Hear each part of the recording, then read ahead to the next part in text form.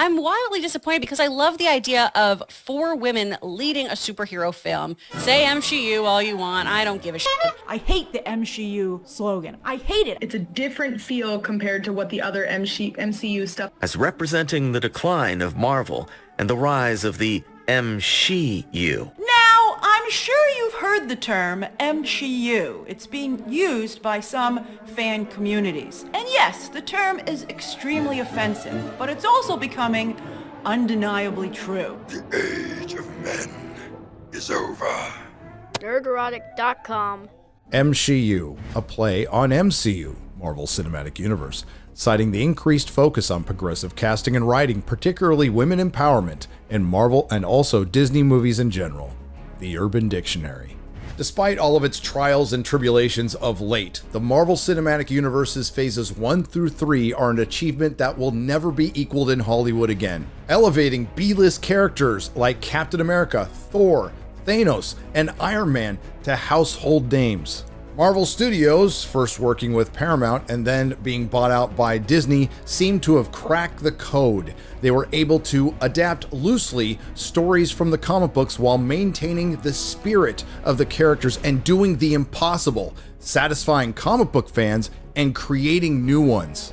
Kevin Feige and his MCU was on top of the world, and despite the very flawed endgame, it looked like it was an unstoppable juggernaut. And this was all without the rights to their 2 biggest properties, Spider-Man and X-Men. What could possibly go wrong? Well, it turns out just about everything. If Kevin Feige, who quite frankly has taken a lot of credit for work he didn't do and taken no responsibility for mistakes he's made, had retired after Endgame, they would name awards after him. They wouldn't just give him a star on the Walk of Fame, they would give him an entire block. I would argue they would rename Hollywood to Feigewood.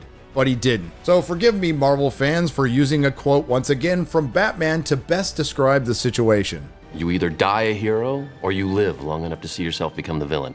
This brings us back to the good old MCU, a phrase that was coined back in 2018. Can't seem to recall who came up with it, but that's not important. What is important is it was initially criticized, and then denied, and then verified. And now that the failure is unquestionable, although there are still some zombie MCU TV shows and films coming out, we can now look back and do an autopsy. So where did the MCU actually begin? I can hear some of you now saying the comic books, which is true, but a very small percentage of people who actually watch the movies read the comic books. Now, if you consider the people who make the movies, that percentage of comic book readers gets even smaller, so it's insignificant. It truly started with the Wonder Woman movie and Kevin Feige getting a lot of criticism for the lack of female leads in the MCU, which led to this infamous article. From Screen Rant, exclusive, MCU will soon have more female heroes than male heroes. And this comes directly from Kevin Feige. I think we're getting to a point soon where we have so many great female characters that those are just our heroes, as opposed to when they are all female, all male. It's just the Marvel heroes, more than half of which will be women. And that comes right off the heels of Kevin Feige confirming there will be LGBTQ, where's the plus bigot heroes in the MCU. But the problem was never having women or LGBTQ plus characters in the story. It's the politics and the message that came with them. Turning a historic male brand into a female brand overnight has its consequences. Some will argue that the MCU started with the Wasp and Ant-Man, and yes, I call it the Wasp and Ant-Man, take a look at this poster, but that was just the prologue. Where it truly began was Captain Marvel, followed by the girl power scene in Endgame. So it's time for another supercut, and you keen observers might notice that some of the locations change, and so does the length of my beard, as I document the rise and fall of the MCU Part 1, the films. So...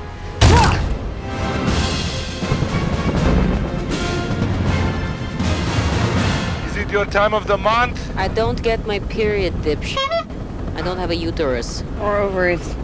What? Somewhere out there, there's a great Black Widow film waiting to be made. One that's violent, bloody, sexy, maybe a hard rated R, maybe with guest appearances by Spider-Man, Daredevil, Bullseye, or Kingpin. But instead, we got patchwork, lazy makeup Black Widow that ends up making Scarlett Johansson's Black Widow less special. Is this the worst MCU film? Maybe. It's close. It's nowhere near good, and unfortunately for Disney Marvel, you can tell this is storytelling from inexperienced writers, including Jack, I don't know how to read a comic book, Schaefer. Now, there were some good moments, and you can tell in the more quiet moments, that's where Kate Shortland was the most comfortable, and there was a great cast that was completely misused. Maybe if somewhere in the film they explain that David Harbour's Red Guardian had personality disorder, it would make sense. When it comes to reviews, it seems I'm saying this a lot these days. It's not how you start, it's how you finish. Black Widow is part Winter Soldier, part X2, part Age of Ultron, with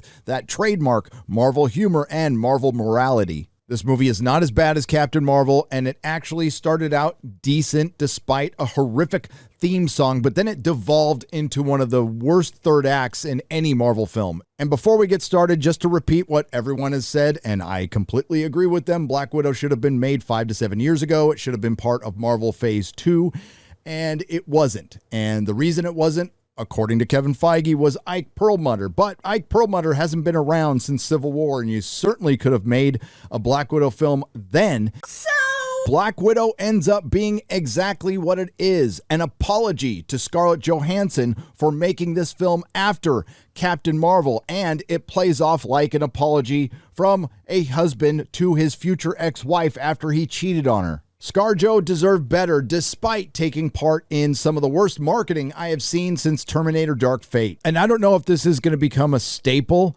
of Marvel storytelling from here on out, but there's also some of that weird WandaVision and Wonder Woman 1984 morality where as a female you can do horrendous things, and by the end of the film, if you're sorry for them, then it's okay. Then there's the Taskmaster, which we will get to. I will just say, anyone who is a comic book fan, anyone who's even played that character in the video games has a very legitimate beef with that. Black Widow would have been much better off being made when it should have been made a few years ago. They really did try to tone down the TNA. This is Me Too Black Widow, but you can't tone down ScarJo. That badunkadunk is going to badunkadunk. So this is our last chance to see Natasha Romanoff. Are we going to find out what happened at Budapest or Budapest?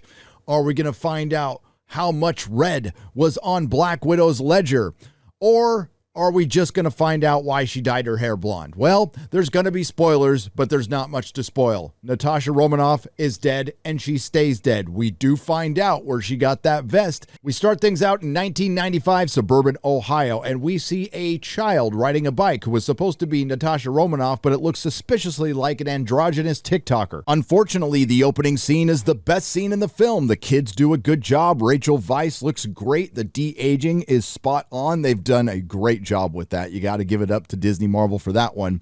And of course, David Harbour channels his best Jim Hopper. He's intelligent, in control, calm, empathetic, and we never see this character again. And no, I'm not talking about the accents. I'm talking about the personality. They are distinctly different. I understand it's an act, but there's supposed to be layers to this that seem really disjointed. The film seems like it was written by committee, directed by committee, and produced by committee. So they're given the orders to go. Young Natasha doesn't want to go. Milena, the mom, doesn't want to go. Young Yelena thinks she's going on an adventure. There's a big car chase to an airport. They get into a small plane. They escape the FBI. And apparently in the Marvel Cinematic Universe anyway, in 1995, the FBI didn't have any helicopters or planes that could catch up with a small plane that's flying very slowly to Cuba. In Cuba, we meet our villain, General Dreykov, who we will call Harvey Weinsteinov from now on. The family is separated, and we have to suffer through a horrific cover of Smells Like Teen Spirit. Flash forward 21 years to a time in between Civil War and Infinity War. We see a quick phone conversation between Natasha and General Ross as he is closing in to capture her, and she obviously gives him the slip. And she goes to Norway to meet the nicest arms dealer ever. Rom-com arms dealer gets put immediately into the friend zone after he gives Natasha a trailer and some of her stuff from Budapest or Budapest, leaves very sad, and we are off to chase our MacGuffin. We head to Morocco, and this is where we meet a very grown-up, well, not that grown-up, she's 5'4", Florence Pugh as Yelena, and she is part of a Black Widow team on a MacGuffin hunt. Florence Pugh catches up to Professor MacGuffin, and she guts her like a pig, where her entrails should have been just all over the sidewalk. Even my son pointed this out, and it was just a little Disney cut. We'll just call him a Disney cut.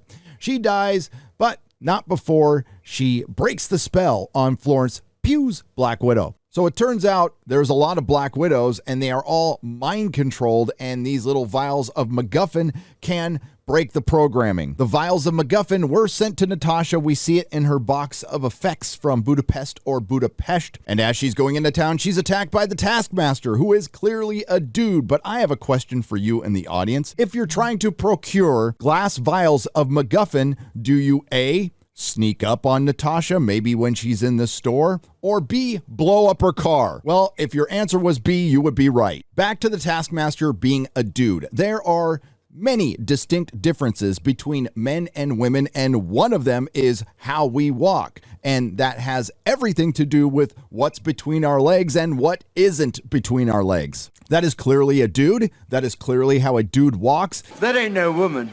It's a man. Dude is obviously packing some heat. There's a fight with the Taskmaster. Natasha gets thrown off a bridge, but she manages to get the vials of MacGuffin, and then we're in Budapest. Yep, just like that, we're in Budapest. Yelena finally meets Natasha. They have an unnecessary but pretty cool fight. Then they become besties, and we finally find out what went down, and that's what starts taking me out of the movie. Florence Pugh's Yelena tells Natasha that the Red Room is still active and that General Harvey Weinsteinov is still alive. Natasha thought she killed him and his daughter and destroyed the Red Room. One of the conditions of Natasha defecting over to S.H.I.E.L.D. was to kill General Harvey Weinsteinov, and neither Natasha or anyone at S.H.I.E.L.D. bothered to check to see if there was a body or bodies. Oopsie doopsie. Now, earlier on, they briefly allude to Hawkeye, but they don't mention him by name as of yet.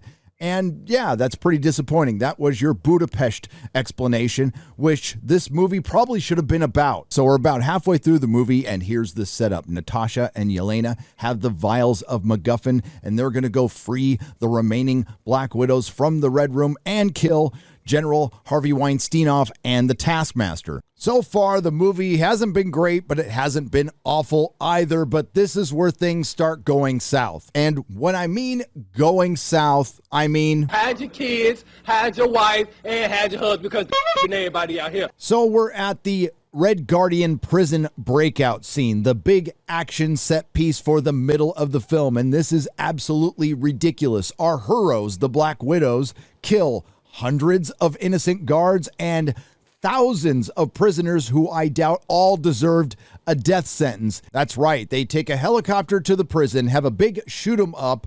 Yelena shoots out one of the guard towers, which causes an avalanche. And considering this prison is in the middle of nowhere, yeah, everybody's pretty much dead. When they save Papa and get him into the helicopter, Florence Pugh's Black Widow punches him in the face because she's mad, and the first thing he asks his daughter is, Why the aggression, huh?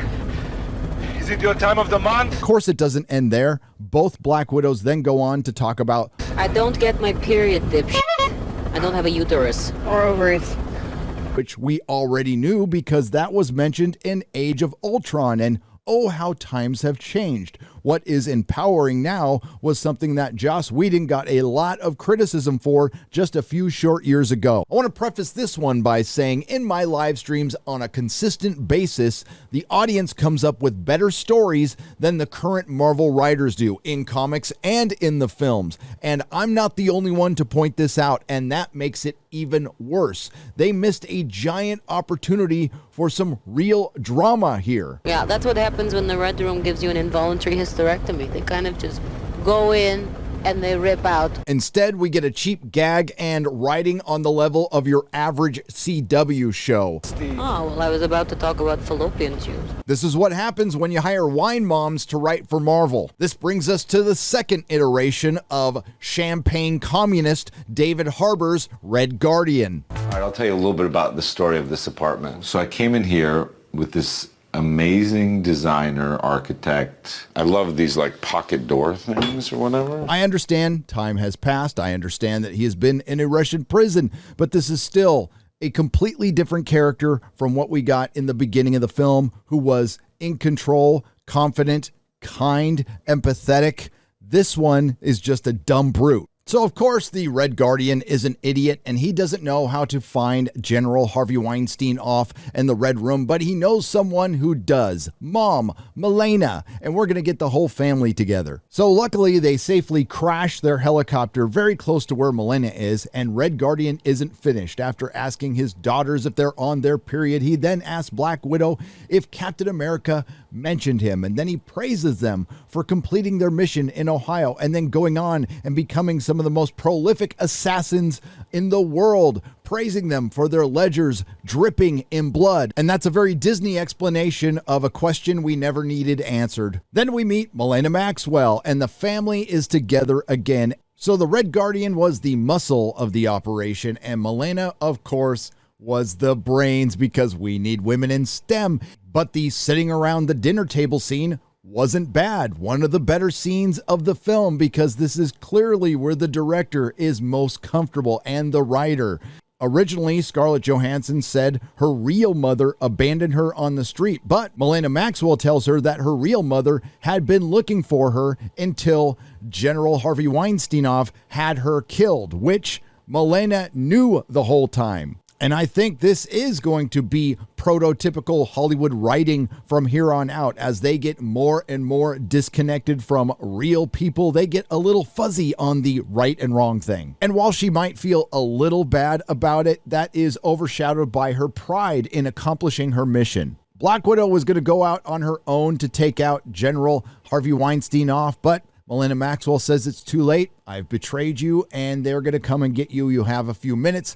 They come and capture everyone, and we go to a giant sky base in a cloud above Russia, because that's the Red Room. You might have noticed I haven't mentioned the Taskmaster very much. It's because the Taskmaster hasn't been in the movie that much until now. So after they get captured, they escape, and we find out that Black Widow cannot hurt General Harvey Weinstein because of a pheromone. It's at this point in the film I realize this isn't a ScarJo Black Widow movie, it's a Florence Pugh Black Widow movie. In the MCU and in Marvel, Natasha is supposed to be the exceptional Black Widow, the very best of the best, but in this film, she is just another Black Widow, and there is thousands of them. Then there's the Taskmaster.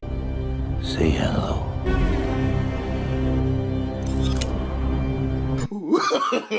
No, no, no, no.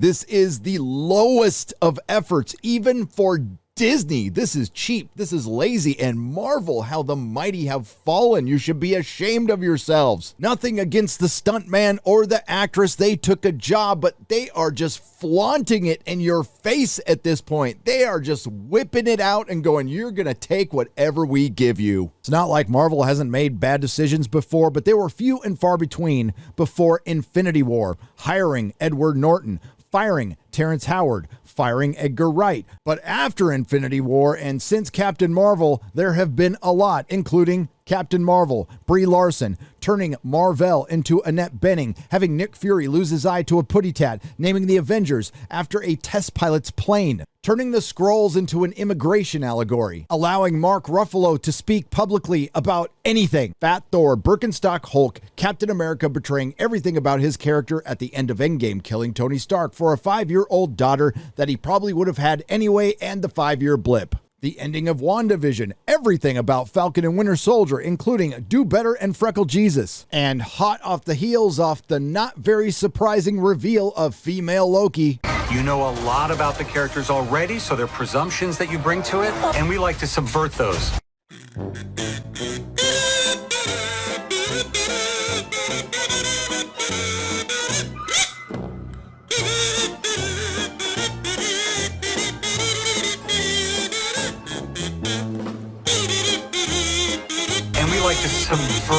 those.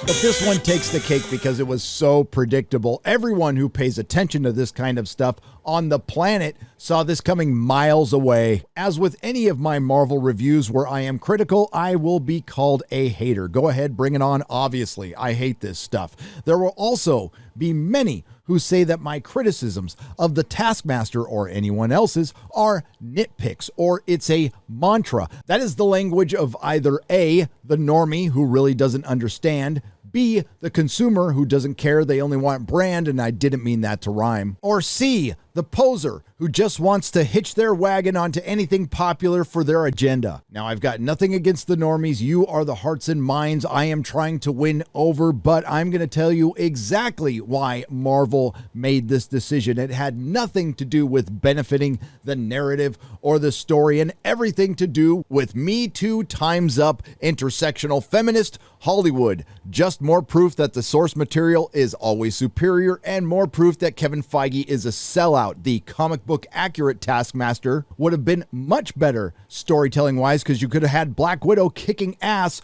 on the Taskmaster and you would have finally given Scarlett Johansson and Black Widow that one moment to shine. Instead, you wasted a villain for a reveal that didn't really go over very well and another opportunity to show the victimization of women. Because it had been at least 3 minutes since the last time you showed the victimization of women. When Natasha originally tried to kill General Harvey Weinstein off, his daughter was there and she was aware of it and she just put it down to collateral damage. It turns out both of them survived. So Harvey Weinstein survived that explosion without a scratch, but his daughter didn't turn out so well. She ended up getting a chip in the back of her neck, and then it's explained to us that she can mimic every move of every Avenger. Harvey Weinstein sends the task mistress off to do another task so he can monologue a little more about the subjugation of women. And he controls them with a little iPad in his desk. He meanders on about some other stuff that I really don't care about. Taskmaster finally faces off against the Red Guardian and they cut away. And when they cut back, the fight's over. Melina Maxwell had to save the Red Guardian's ass and she kicks the task mistress into a prison cell. Then Melina Maxwell goes off and shoots a turbine in the sky base and it starts to crash for the next 30 minutes. Oh, I almost forgot. Natasha can't attack Harvey Weinstein while he's monologuing because of some pheromone. So she gets around this by banging her head against a desk and breaking her nose. Let's see that again. The end of this film is just a mess, so we're going to get through it. Basically, everybody's trying to escape from the base as it falls for the next half hour. The Black Widow fights a bunch of Black Widows, but she doesn't really want to fight the Black Widows because she knows they're all subjugated. Yelena is doing something, and Melina Maxwell and the Red Guardian are escaping in a plane. Somehow, this plane magically avoids all the shrapnel that's falling around it. And at this point, we got to give it up to Harvey Weinsteinoff's henchmen who are falling to their deaths without parachutes and they are still on the job. Well done, boys. Everything's going to hell. Harvey Weinsteinoff has to escape. He jumps into a helicopter of some kind and Yelena catches up with him and blows out the jet engine. She gets blown off. She kills Harvey Weinstein off. Natasha grabs a parachute, jumps off the helicarrier and catches up to Yelena, gives her the parachute, and then somehow the Taskmaster finds him. Yelena's falling with a parachute. She's going to be fine. The Red Guardian and Melina Maxwell. And just for those of you who are wondering why I am calling her Melina Maxwell, think about it. Dreykov didn't kill himself. Black Widow and Task Mistress have a battle because this is becoming a thing with Disney Marvel. We have a final battle with a hero who doesn't really want to fight the villain because they know the villain is just misunderstood or subjugated by an evil man. And that's what we have here with the Task Mistress versus Black Widow. They fight for a second and she rips her helmet off, throws the red vial of MacGuffin in her face. Then the Black Widow apologizes. I'm sorry I watched this movie. And the only words the Task Mistress speaks in this entire film is God. We see the giant skybase crash very slowly. The family we all got to know throughout this movie reunites for one last time and will never reunite again because Natasha is dead. They end up taking off with the other Black Widows who managed to survive and the Taskmistress, led by the very woman who chemically subjugated them, Milena Maxwell. As General Ross arrives and Natasha decides to stay back and help get the Avengers back together.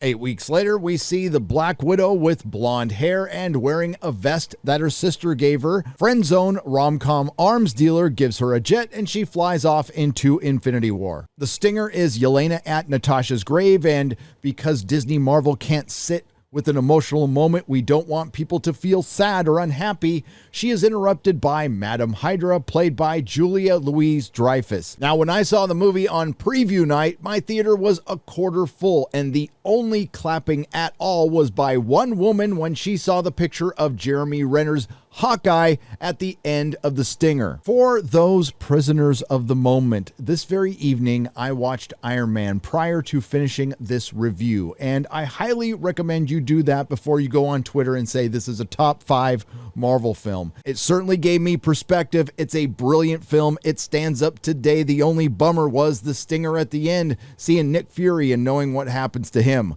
It's sad to see what the MCU has become. This isn't a good film. The directing was awful. The editing was terrible. The only thing that held it together was a very competent cast with some horrific writing. So the question has to be asked, is Black Widow woke? No. Is it filled with intersectional feminism? Absolutely. It overshadows the entire movie and every decision they make. Apparently, Black Widow did pretty well over the weekend if you believe Disney and their creative math, but imagine how much better it would have done if it was Black Widow and Hawkeye, and it took place in Budapest, and we got to see what really went down, and maybe they fought a real Taskmaster. And the reason they didn't want to do that is they didn't want Hawkeye to take any attention away from Black Widow, but they ended up taking all the attention away from Black Widow by making her just another Black Widow and putting her in a Florence Pugh movie. And what could have been, we'll never see Charlie Cox's Daredevil team up with Scarlett Johansson's Black Widow. Do you think for 1 second that Disney hired the inexperienced Kate Shortland and Jack, I don't know who, Mephisto as Schaefer to empower women to hear new voices, see new perspectives? Or do you think they hired them because they are cheap and controllable? The answer is obviously because they are cheap and controllable, and this is confirmation. Lucretia Martel turned down Black Widow after Marvel told her, "Don't worry about the action scenes, sweetheart." In other words, these movies are practically pre-made before the director is even hired. ScarJo got hosed. She was a guest star in her own movie, and you can't even say the Taskmaster was the Taskmaster in name only because she was the Taskmistress. And as far as the Iron Maiden goes, they ended up just using her alias, Milena. And Marvel right now is only Marvel in name only. And I know after a lot of finagling, this movie did very, very well, and we'll have to see what kind of second week drop-off they had. I struggled to watch part of this for a second time for this review. And yes, I know I made a lot of mistakes and I probably mispronounced some stuff, and I do not care. Milena Maxwell is the biggest problem with this movie. If you think about it, the Black Widows didn't really accomplish anything. They needed Deus Ex Milena Maxwell to all of a sudden flip on her lifelong business partner, General Harvey Weinstein, off, and lucky for them that she designed the Red Room, probably built it herself. She also subjugated thousands of women, which led to assassinations, revolutions, toppled regimes, thousands of deaths, thousands of orphaned children that she could later traffic and subjugate. What she did was much worse than Wanda, and they should both be in prison for the rest of their lives. But they won't be because of girlsy power. Don't ask questions. Just consume product and then get excited for next product. Obviously, Black Widow had a good opening weekend based on the strength of the Marvel brand and the popularity of Scarlett Johansson's Black Widow and nothing else. But don't tell Marvel, Disney, or Hollywood that, because they think it's because of their social agenda. So...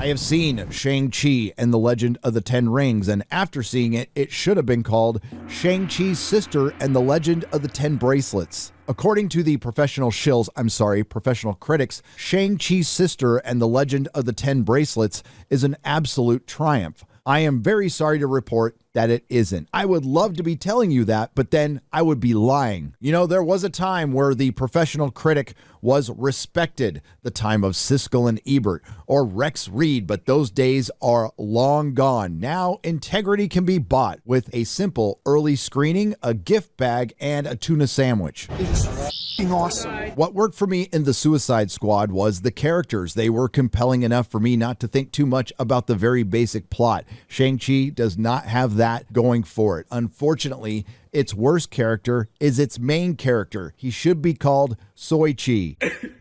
One of the many problems with this film is how Disney Marvel approaches the source material that they call problematic. Now, Shang-Chi's dad in the comics is Fu Manchu, the very stereotypical character from the pulps in the early 1900s, a character that Marvel does not own, but they end up just renaming Fu Manchu due to cultural sensitivity to the Mandarin. And while dancing around these stereotypes and trying to stay as far away from them as possible, they end up doing damage to the actual villain by making him weak. Marvel's writing has gone downhill. It's been outright atrocious, and it's not much better here.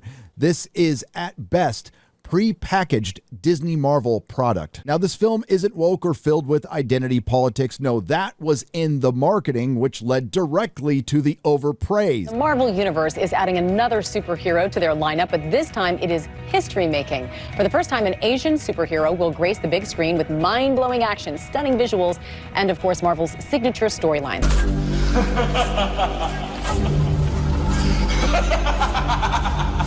There's going to be spoilers, and I'm going to be mispronouncing a lot of names and places. I'm not going to bury the lead here. This thing is as MCU as it gets. But there are already narrative problems without the identity politics or the intersectional feminism. There's the 5-year blip, which they just breeze past like it's just this thing we have to acknowledge, but we don't really want to get into it. When you have half the population disappear from a planet and then reappear 5 years later, that's not just something you recover from in a year or 2 or 10. Then there's the fact that you're missing 2 of your biggest superheroes and you haven't even come close to replacing them yet.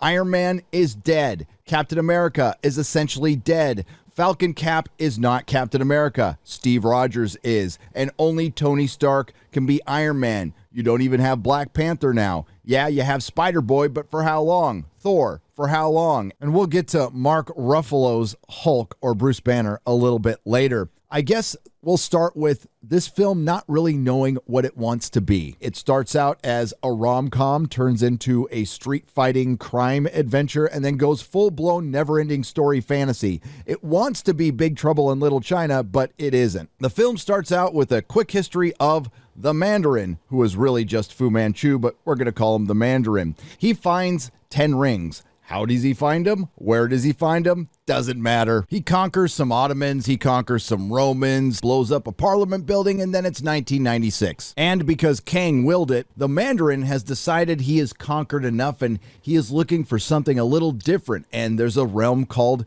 Te Lao. Now, I originally thought this would be Kunlun, a city in a different dimension, which is one of the 7 capitals of heaven. If you saw Iron Fist season 1 or 2, you would know about this. Now, I'm guessing they didn't use Kunlun because they've used it in the comics before, because of possibly the Tibet connection or the Dalai Lama. Who knows? We wouldn't want to offend that Chinese censorship, not that it matters, because this movie's probably not going to play in China, nor are any other Disney films in the very near future. Seems to be a little bit of a problem there, and that just makes me happy. Now, this film stars Simu Liu as Shang-Chi, Awkwafina as Marvel's Katie, and we will talk about her, and yes, we do get a little bit of the black scent, and Tony Leung as the Mandarin, Michelle Yeoh as Auntie, and we also have one of the most important characters in this film that the trailers don't really tell you about, Shang-Chi's sister, Zailing, who is the main character of this film, practically. She's far more impressive than Shang-Chi, and we'll get to that. The Mandarin makes it to Te Lao, and he meets Shang-Chi's mom, Li. She fights him, beats him, and then they fall in love, have sex, have kids, and she leaves Tailao and she leaves her powers behind. Fast forward to modern day San Francisco, the town I abandoned just over a year ago. Very happy to do it. So they give you those establishing shots that you usually see for San Francisco to give you a flavor for the city. They show Alcatraz and the Golden Gate Bridge and Ghirardelli Square and Lombard Street,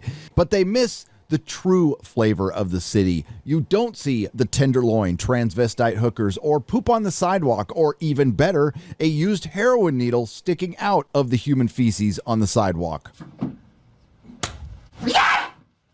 This is where we meet Sean and Marvel's Katie, the prototypical will they, won't they rom-com couple that I don't believe for 1 second, who are just kind of breezing through life in their 20s, going to karaoke, they're valets, they're not really ambitious. At this point, I'm not really having a problem with the film. We're doing some characterization. We're meeting some family members that we're never going to see again for the rest of the film. Then an Asian guy gets attacked on a San Francisco bus, which means it's a day that ends in Y. Now, this film was based on a comic called The Hands of Shang-Chi, the Master of Kung Fu, or The Deadly Hands of Kung Fu, which was the magazine that Marvel released. Both would have been better titles than Shang-Chi and the Legend of the Ten Rings. I thought there would be wall-to-wall kung fu in this film, and there isn't. But one of the better scenes is the ridiculous scene in the bus. Shang-Chi is attacked by Razor Fist. Not that Razor Fist. So not to be outdone by the end of Black Widow, where the Red Room was falling out of the sky for 30 minutes,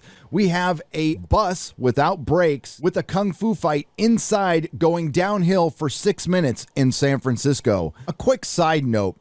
This is the part where you should be building up your main character, Shang-Chi, making him the badass that we're all going to this film to see. Unfortunately, that never happens in this film, and it's the little things. So we're going to go back real quick to a scene where the two valets, Sean and Marvel's Katie, take a car on a joyride because every Hollywood film has the valets taking a car on the joyride. And mind you, this is just an observation.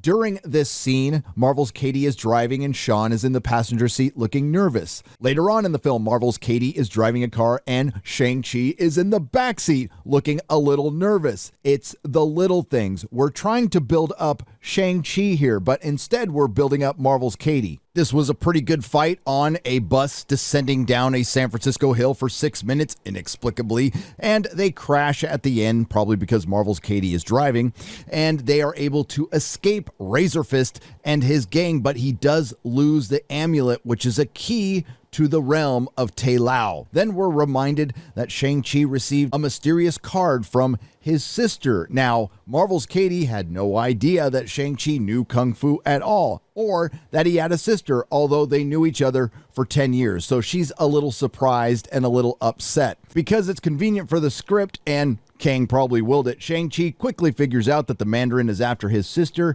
Marvel's Katie is going to go with him, and she's not going to take no for an answer. And somehow on a valet's salary, they're able to jump on a plane and go to China. You change your name from Shang to Sean? It's like, hi, my name's Gina. I'm going to go into hiding. My new name's Gina. Remember when I said this is 3 films put into one? Well, this ends the sitcom portion of our film, and we transition pretty roughly into the street crime portion of our film.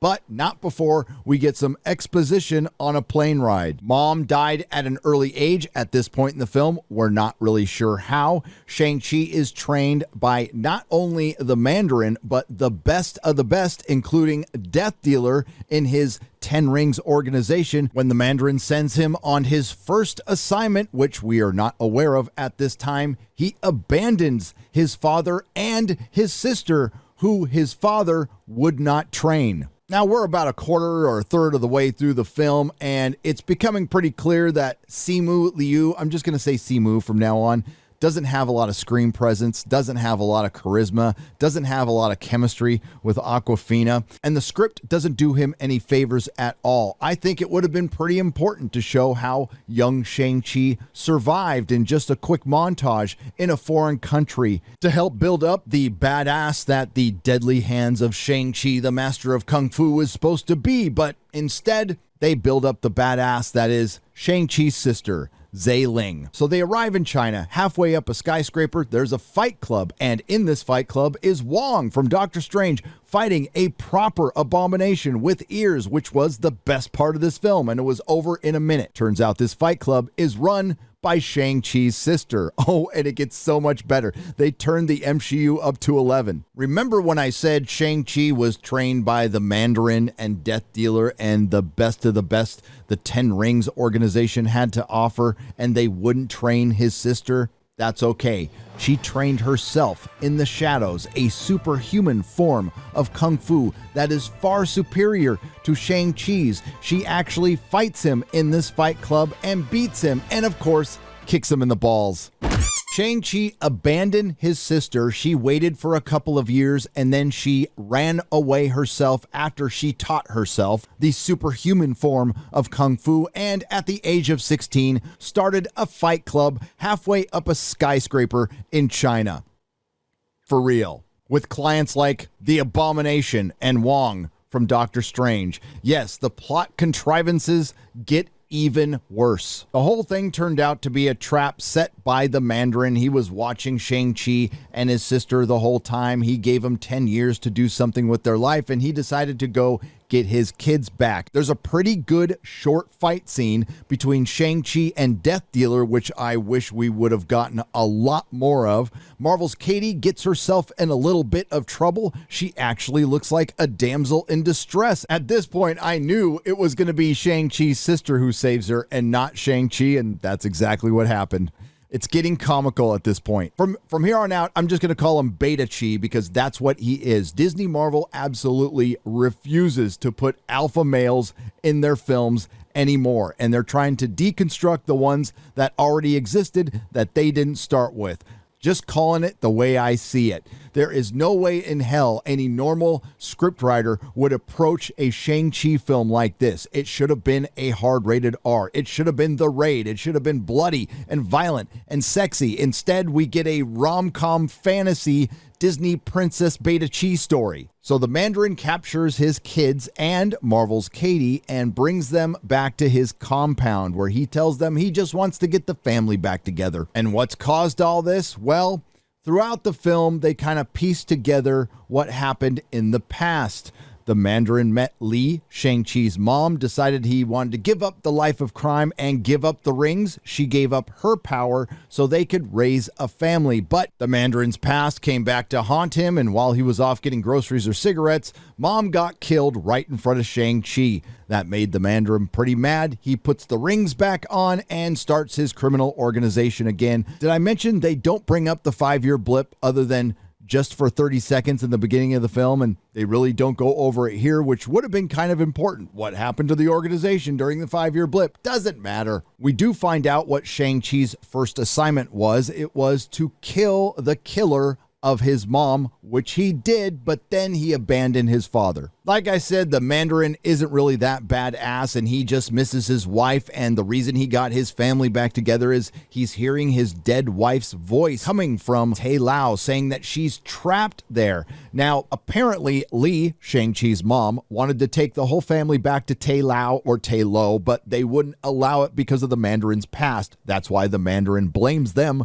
for her death. Now that the Mandarin has the whole family together, he wants to go invade Tai Lao or Tai Lo, but they don't know how to get there. Luckily, speaking of plot contrivances, while Shang-Chi, Ling, and Marvel's Katie are trapped in the dungeon, they run into Trevor Slattery, the other Mandarin, who just so happens to know how to get to Tai Lo because he has a little furry, headless wing beast that knows how to get there. So they steal Razor Fist's car, and they drive to another realm through a moving forest. Of course, Marvel's Katie is driving, and Shang-Chi is in the backseat freaking out. Now the film slows to an absolute halt when they get to Tai Lao, and they meet Shang-Chi's aunt, Michelle Yeoh, who, of course, knows how to fight just like his mom did. I also forgot to mention that Shang-Chi's mom trained him in her kung fu ways as well. So this village in another realm is filled with crazy creatures, weird-looking horses, Chinese lions, and Chinese dragons. And yes,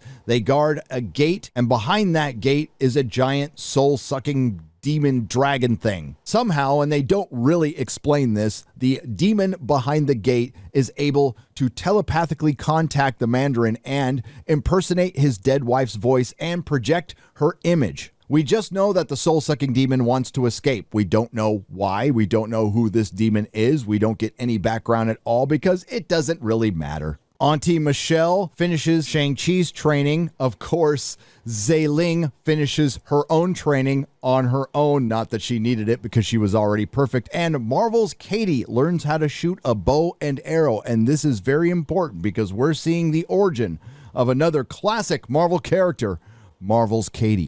After wasting a bunch of time on Shang-Chi's mom, and yes, this did end up being the Asian Black Panther, where they spent a lot more time on the female characters than the main character. The Mandarin decides to eventually invade Tai Lo, and there's a big CGI kung fu fight. The Mandarin fights Shang-Chi, punches him into a lake where he floats for half the battle, but then he's eventually saved by a dragon that he flies around for most of the ending of the film. The Mandarin makes it to the gate, starts punching it, and releasing soul-sucking demons, just little ones at first, and you would think after releasing those soul-sucking demons, he might think that his wife isn't behind the gate, but nope, he keeps punching. At this point, the two armies that are fighting each other decided to team up and fight the soul-sucking demons. Shang-Chi is riding around a dragon, Marvel's Katie is shooting arrows, and the Mandarin keeps punching the gate where he eventually releases the big soul-sucking demon, who goes and fights the dragon at the end of the Shang-Chi movie. The Mandarin finally sees the error of his ways and gives his rings to Shang-Chi, and then they ride around some monsters some more while they fight, and eventually Marvel's Katie saves the day by shooting an arrow through the soul-sucking demon's throat. Shang-Chi then finishes off the soul-sucking demon with his rings, and the film pretty much ends there with a dark, motion-blurred filled third act where you couldn't really tell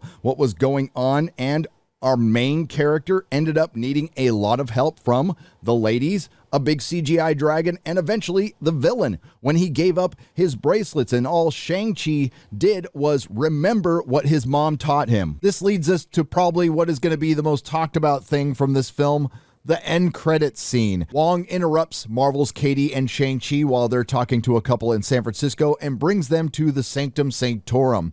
And they try to get to the bottom of what those 10 rings are because we never find out. Captain Marvel is there. So is Bruce Banner, looking like Carol O'Connor. Mark Ruffalo's really let himself go. And we also need to stop calling these things rings because they're bracelets. And it turns out that they are a beacon, which leads everyone to believe Galactus is on his way. And there would have been a day I would have been so excited about this, but now I'm just, oh no. They'll probably make Galactus a female, and when we eventually meet her, she'll just be sitting at a giant desk telling us how she eats planets. Now, is this the worst Marvel film ever made? No, not even close. It's not even as bad as Black Widow. Its worst offense is it's boring.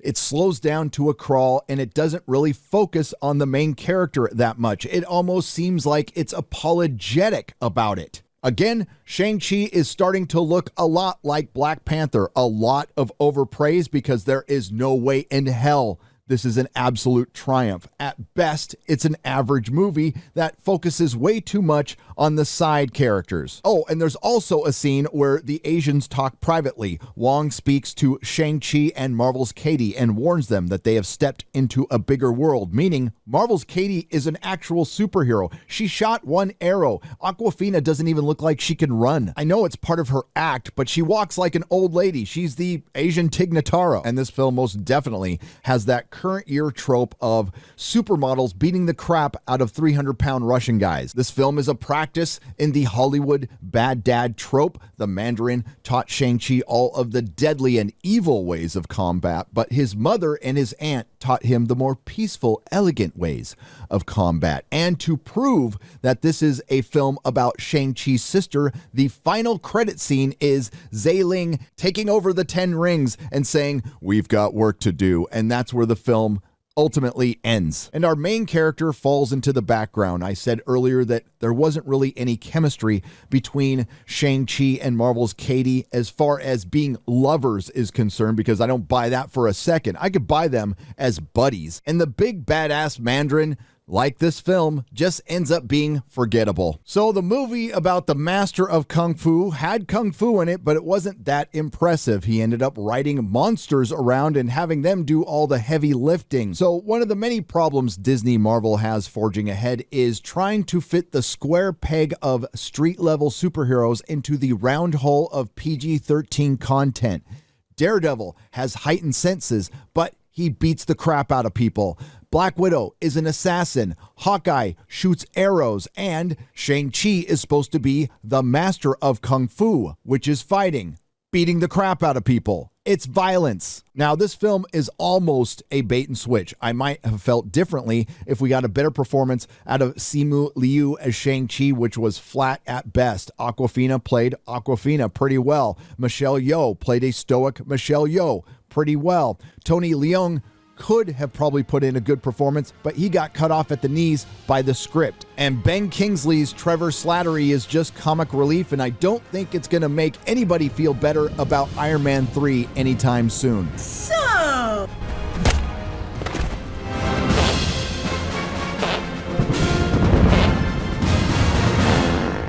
Eternals from director and co-writer Chloe Zhao has opened in theaters, actually drawing the lowest rated Rotten Tomatoes score of any MCU film in history thus far. First of all, Elizabeth, it is not a bad movie in the slightest. I think it's one of Marvel's best efforts thus far.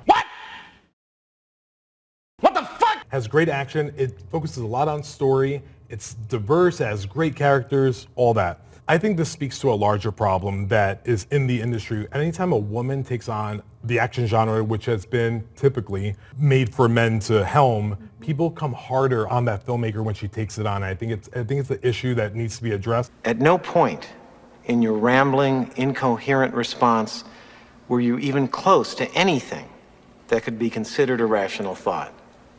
Everyone in this room is now dumber for having listened to it. Let's get this straight right off the bat. I don't care what you look like. I don't care what your identity is. I don't care what God you pray to. I don't care what junk is in your pants. You direct a bad film, you get treated just like Jar Jar Abrams, Rian Johnson, Paul Feig, Tim Miller, or Alex Kurtzman. In other words, you get treated just like everyone else. Yes, women can direct as poorly as men. Marvel's Eternals has arrived, and it's been a week since my last video, and a lot has changed. Things have gotten worse because the film was actually released. Eternals has been banned in Kuwait, Saudi Arabia, and Qatar. And while I credit Disney for not editing out any content, Disney still does business there. The one thing no one is mentioning is it's still banned in China for probably a lot of the same reasons. Then there was those early box office projections. Screen Rant reported it was to be the highest grossing film in the MCU Phase 4, projected to get up to $100 million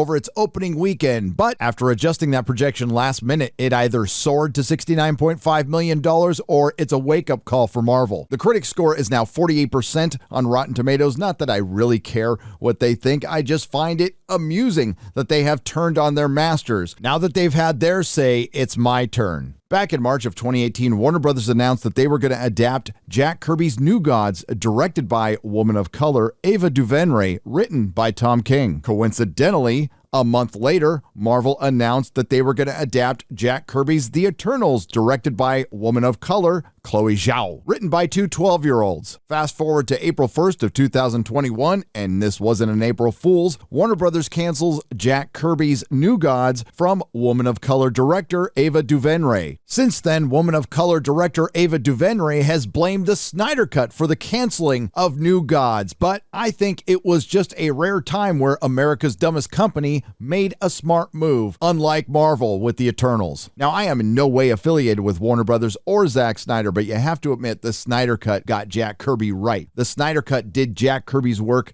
justice. Marvel shamed it. Marvel's Eternals has been called the most ambitious film they've ever made. It's been called different, it's been called diverse, and it's also been called a complete disaster. A movie filled with firsts. The first film to be directed by a woman of color since the last film directed by a woman of color. The first film with diversity since the last film with diversity. The first film with a Marvel sex scene. The first film with a Marvel gay couple. The first film with a Marvel gay kiss. The first Marvel film to save lives. And it's also the first MCU film to go rotten on Rotten Tomatoes. Incidentally, it's also the first Marvel film where the two lead actors go the entire film without changing their facial expressions. They're the same face! Doesn't anyone notice this? I feel like I'm taking crazy pills! Why did I start out with all that news? Well, it's far more interesting than the actual film, but let's get into it. Well, look, we all were there for Avengers Endgame. We lost some heavy hitters, and it's important to introduce some new heroes that hopefully people really invest in. I mean, top to bottom, I think this cast is as strong as we've ever had, and the hope is this can be somebody's new favorite franchise.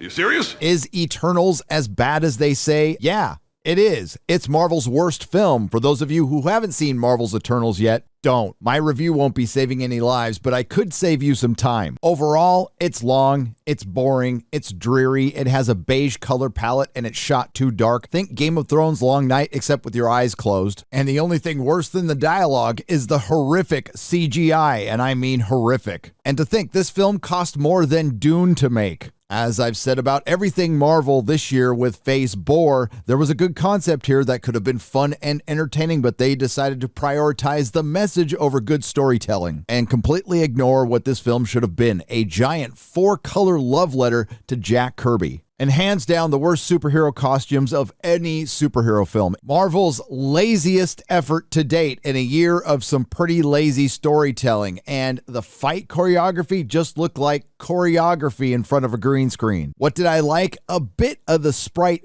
arc, if that's what you want to call it, that was borrowed from Neil Gaiman's run, and the Celestials. That's it. Is it as woke and intersectional as the marketing made it out to be? Absolutely, as the day is long. Eternals takes about an hour and 45 minutes to introduce all of its characters. I'm going to try to do it a little faster than that. We'll start with the most recognizable character, even from the comics, Icarus, played by Richard Madden. Circe, played by Gemma Chan, who is the star of the film. Athena, played by Angelina Jolie, who has the Eternals version of PTSD. Dane Whitman, played by Kit Harington, who will eventually become Black Knight, but in this film, he's the Manzel in distress. Sprite, played by Aaliyah McHugh. How dare you! Who is a 7,000-year-old being trapped in the body of a 14-year-old girl. Makari, played by Lauren Ridolph, who is a speedster and a character race and gender swap from A Redhead, Ginger Side is Real, and Marvel's first deaf superhero. Gilgamesh, played by Don Lee, who is a Korean playing Gilgamesh. Ajak, played by Selma Hayek. The race and gender swap character is the leader of the Eternals. Kingo, played by Kumail Nanjiani. The Pakistani actor plays a Bollywood dancer who can shoot energy balls out of his fingers. Phastos, played by Brian Tyree Henry, who is body positivity Dr. Manhattan, and Marvel really wants us to know that he's gay. You know what's never saved the planet? Your sarcasm. Drug, played by Barry Kogan, or Dollar Store Ezra Miller to you and me. Erishim, the Prime Celestial. Then there's the Deviants, who look like monsters made out of cables, but they are not the villain. That's supposed to be a big twist that I suspect most of you could see coming from a mile away. The Deviants were created by the Celestials. They went rogue, so the Celestials had to create the Eternals to fight them, or so we're told. They arrive at Earth at 5000 BC, and yes, there are a lot of questions. How do they have accents for languages that aren't even developed? How does Makari use American Sign Language? Why are a couple of them completely out of shape? Why would one of them be deaf? These aren't just regular superheroes. These are OP superheroes. And the answer is, I really have no idea because they don't really explain it in the film. I'm guessing it's all part of Kang's plan. Every step you took to get here, I paved the road.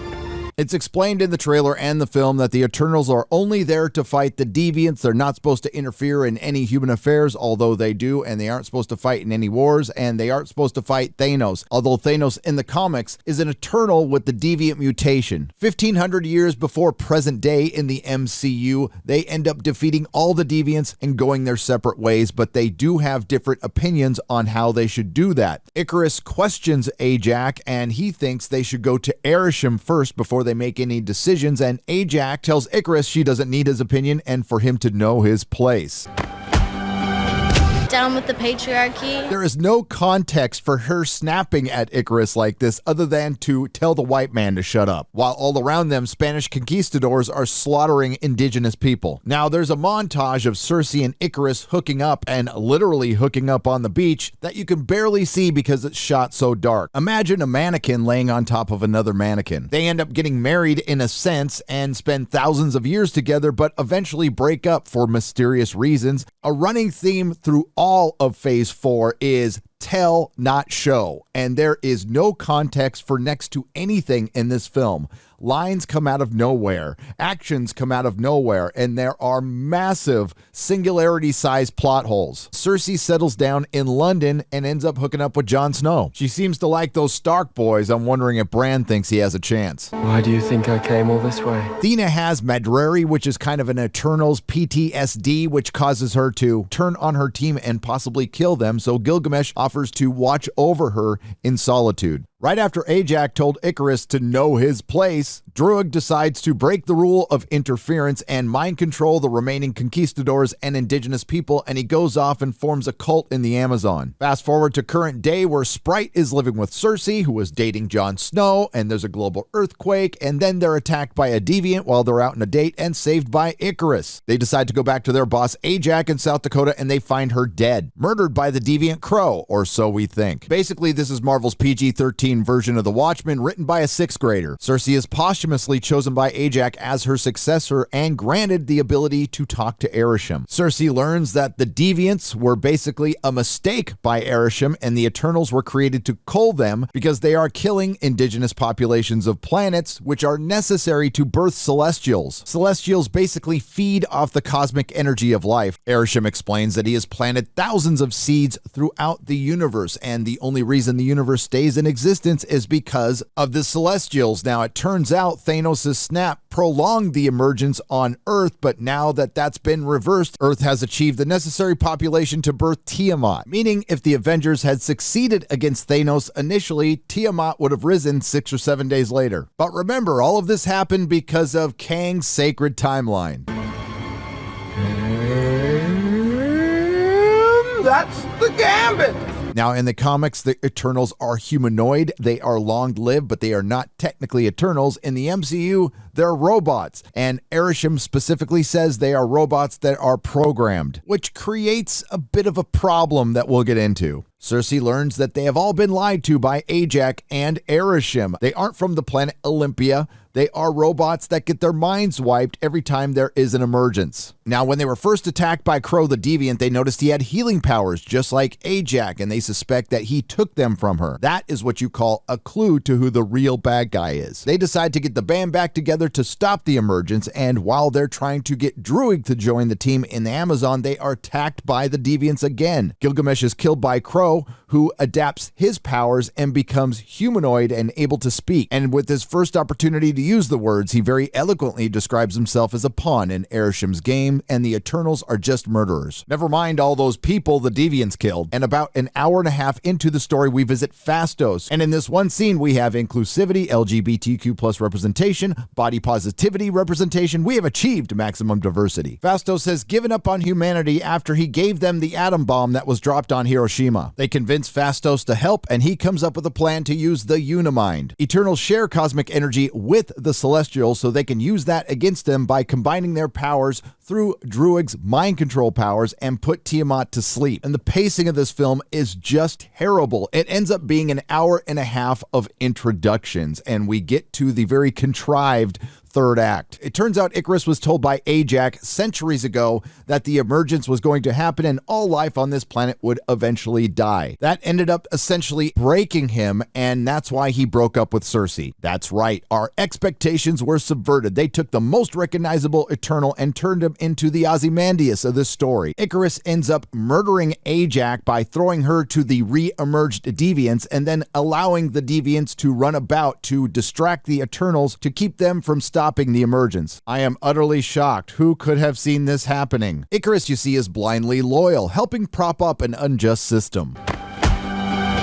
Down with the patriarchy. And what a clever idea. Bad Superman. I've never seen that before. The team figures out bad Superman trope killed Ajax, Earth's destruction, and he also warns them he'll kill all of them if they try to stop the emergence. Stop the emergence, save the Earth, but you also prevent billions of other life forms being created. This sets up a decent moral dilemma that in time could have been compelling, but instead they had to rush out to beat up the white guy. Then bad Superman trope takes off and Sprite goes with him. By the way, she's in love with him. I guess it's important to point out that in the 7,000 years Cersei's been around the planet, she's never really tested the limit of her powers because she surprisingly turns a deviant into a tree. This is important later. So there's a big battle at a volcano in the Indian Ocean where Tiamat is emerging. Everyone on the team gets their shots in on Icarus. I wonder what they're trying to say here. Another one of those lines that comes out of nowhere is body positivity Dr. Manhattan screaming, "I've always wanted to clip your wings," to Icarus. There's no context for this line in the film. All prior interactions were amicable. This simply was a symbolic line. There's a big gobbledygook CGI fest where Icarus is defeated, then he wins, and then he decides to join the Eternals with the Unimind, and Cersei, who recently discovered after 7,000 years that she's pretty damn powerful, turns Tiamat into marble. Icarus, ridden with guilt, says he's sorry to Cersei and then flies into the sun. The Eternals split up. Some take off to go look for other Eternals. The ones that are left behind end up getting abducted by Arishem, and he's going to come back and judge the Earth at a later date. There's no other way to put it. Marvel has gone full CW. If things weren't bad enough, and normally I would be excited about this, the post-credit scene had Star Fox in it, played by Harry Styles, and Pip the Troll, voiced by Patton Oswalt. I just want to be done. I had to watch this film a second time, and I know I could go into the inconsistencies, but the writing is so bad it almost feels like a waste of time. I mean, why should I point out that a character that's a 14-year-old girl for thousands of years wouldn't change her hairstyle once? Having more characters in your film does not give it character, yet it's the most important thing in it. If they aren't interesting, then your eyes start wandering to the corners of the screen. Then you end up with a film called Eternals that gets forgotten in a couple of weeks. But in the end, it's the story, it's the writing, and it was all over the place, and I just couldn't wait for this film to end. I have never considered walking out of a superhero film in my life until this one. When you say the word Eternals to a comic book fan, the first thing that pops to their mind is Icarus, and you took that character and you made him a bad guy. So is it Marvel taking chances with lesser known characters, or Marvel just being thorough? I've been warning this is going to happen for quite some time, and it looks like a lot of people have started to come around, including John Olszewski from the New York Post. Please kill the Marvel Cinematic Universe before it's too late. Just a couple of highlights from this article, including this image. The MCU's best days are behind it. Before the pandemic, we were force-fed flavorless Soylent Green like Captain Marvel and Ant-Man and the Wasp, which I like to call Wasp and Ant-Man, and there will be more uninspired crapola, so much more. Getting out while the getting is good and ensuring a legacy goes against the modern more attitude. Instead, we wring out every last penny from something until it dies a pathetic death. And I can hear you say, it's not over for Marvel. We still have Spider-Man No Way Home, and I would agree with you. That film is going to be a huge success and really shine a light on how unsuccessful the previous Marvel films have been in the MCU Marvel Phase 4. And why is that film going to be a success? Not because of Tom Holland, because of Andrew Garfield of all people and Tobey Maguire. Hey, if you like this film, then... Oh, good for you! So...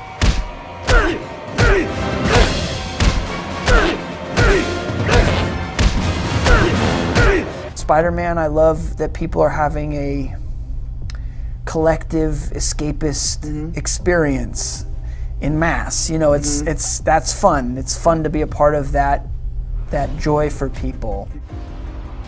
Be careful what you wish for, Parker.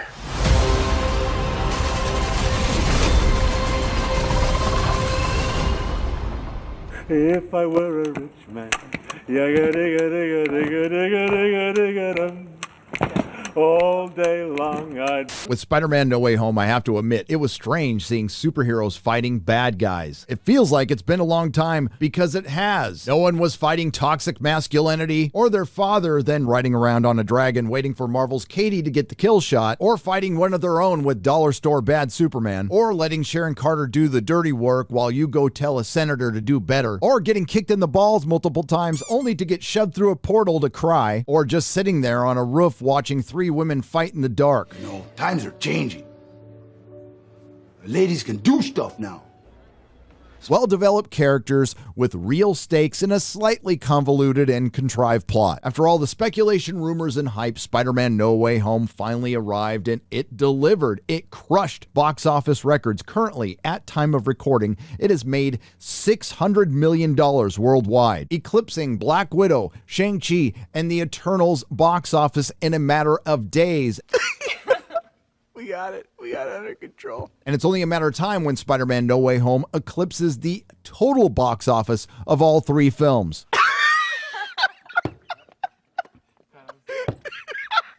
And yes, Disney does get 25% of this film, but make no mistake, this is a Sony film, and its successes are Sony's. Just ask Sony. Sony's Tom Rothman congratulates staff on Spider-Man's success. Spidey and Sony have struck a mighty blow. It struck a mighty blow to the Disney Marvel box office narrative, and it struck a blow to the other narrative that Hollywood and the access media have been trying to push for the last few years. Subverting everything doesn't make you intellectual or interesting. It just makes you a hack. So let's get into Spider-Man No Way Home. And yes, there is going to be spoilers. So if you haven't seen the movie, stop right now and go see it. It's definitely worth it. Now, for me, my inner fanboy gave this a 10 out of 10, and my son lost his mind watching this. This is everything he's been asking for years. My analytical mind had a few problems. We'll get into all of it. Before we get started, if you like what I do here, please consider subscribing to the channel and liking and sharing the videos. It really does help independent content creators, and if you could do it with your favorite creator, I'm sure they would appreciate it as much as I do. Final warning, we're getting into spoilers. Now, I have never been the biggest fan of Tom Holland's Spider-Boy or Fake Mary Jane or the Home series overall, and for the most part, this film fixes retroactively a lot of those problems. But let's be real, everybody's coming to see this to see Tobey Maguire, Willem Dafoe, Alfred Molina, and the one who stole the show, Andrew Garfield. I'm not totally surprised I like this film, but I am a bit surprised why I like this film, because I don't want to sell Tom Holland, and I can't believe I'm saying this, Zendaya short. They did a good job in this movie. Now, I'm not the biggest fan of Jamie Foxx, who likes to hang out with totalitarian dictators, but I will say in this film, he improved on his horrific Electro from Amazing Spider-Man 2. And as much as I liked Andrew Garfield, Amazing Spider-Man 2 is still trash. As most of you can probably figure out from the trailer, Spider-Man's identity has been leaked by the Daily Bugle, which is supposed to be a stand-in for Alex Jones, which I thought was pretty funny, especially the scene where they showed him in front of a green screen inside of his office, and every content creator had a chuckle there. The consequences of everyone knowing he's Spidey are pretty bad, and they hit Happy, Aunt May, Fake Mary Jane, and Ned Leeds pretty hard, and Peter is feeling bad. So he goes to Doctor Strange to make everyone forget Peter Parker is Spider-Man, and there is a spell for this, but the drawback is everyone's gonna forget. While Doctor Strange is doing the incantation, Peter keeps putting in exceptions like for Happy, Aunt May, Ned Leeds, and Zendaya. Although I did like her in this, I can't call her MJ. The spell gets screwed up, but Doctor Strange is able to contain it, and Peter's just gonna have to deal with everyone knowing he's Spider-Man. It costs Peter, Zendaya, and Ned Leeds their shot in getting into MIT. Peter and Aunt May have to move in with Happy, and that's what the first third of this movie is, and it does drag a little bit. That is one of the problems I have. The other one is Doctor Strange is no longer the Sorcerer Supreme. Now, we know Wanda is much more powerful because we heard that in WandaVision, but we also find out that Wong, Captain Sum-Ting Wong, is the Sorcerer Supreme because Doctor Strange was blipped. Doctor Strange is on loan from Marvel in this film, so we know that is a Marvel decision. And this is the point in my review where I will remind you all that I hate the blip. Oh, and Doctor Strange's wig looked terrible. While the first third of the film did drag, I don't feel it was unnecessary because it does build up to some real consequences. I'm just saying the pacing could have been a little bit better. They focused a little bit too long on Peter, Zendaya, and Ned not getting into MIT. And we did get the return of Charlie Cox's Matt Murdock and Daredevil, which was a very cool scene, although I'm not really sure how Disney's going to pull off Daredevil. Things get going when we find out Doctor Strange was not able to contain that spell completely, and every everyone who knows Peter Parker is Spider-Man from every other universe is coming into the MCU. And while I do believe Andrew Garfield stole the show, I think a very close second is Willem Dafoe's Green Goblin, which was absolutely brilliant, as well as Alfred Molina's Dr. Octopus. We also get the Lizard, the Sandman, and Jamie Foxx's Electro, and we are just one away from Sony's Sinister Six, which they have wanted for years. Now, Doctor Strange just simply wants to send everybody back, but after Peter Parker finds out that some of them die at the hands of Spider-Man, he wants to cure them before sending them back, which is a very Peter Parker thing to do. Not all of the bad guys are on board with Peter's plan, and it leads to dire consequences when the Green Goblin kills Aunt May. Before she dies, though, she's able to deliver Uncle Ben's line, "With great power comes great responsibility," and ooh, man, did I have a problem with this. Listen, it worked in the film, but this is a tiny smidge of the MCU. Yes, it is, because Hollywood has shown over the last couple of years, and Marvel in particular this year, that they have a big problem with male mentors. But this is where the film really kicks into high gear, and I mean the stratosphere. It delivers on so many levels. It really does make up for that slow first third, which could be just interpreted as a slow burn. It turns out a couple of other characters slipped through the cracks before Doctor Strange was able to contain the spell. It leaves a little to the imagination, and I'm completely okay with this, because when Andrew Garfield and Tobey Maguire show up on the screen, it was magic.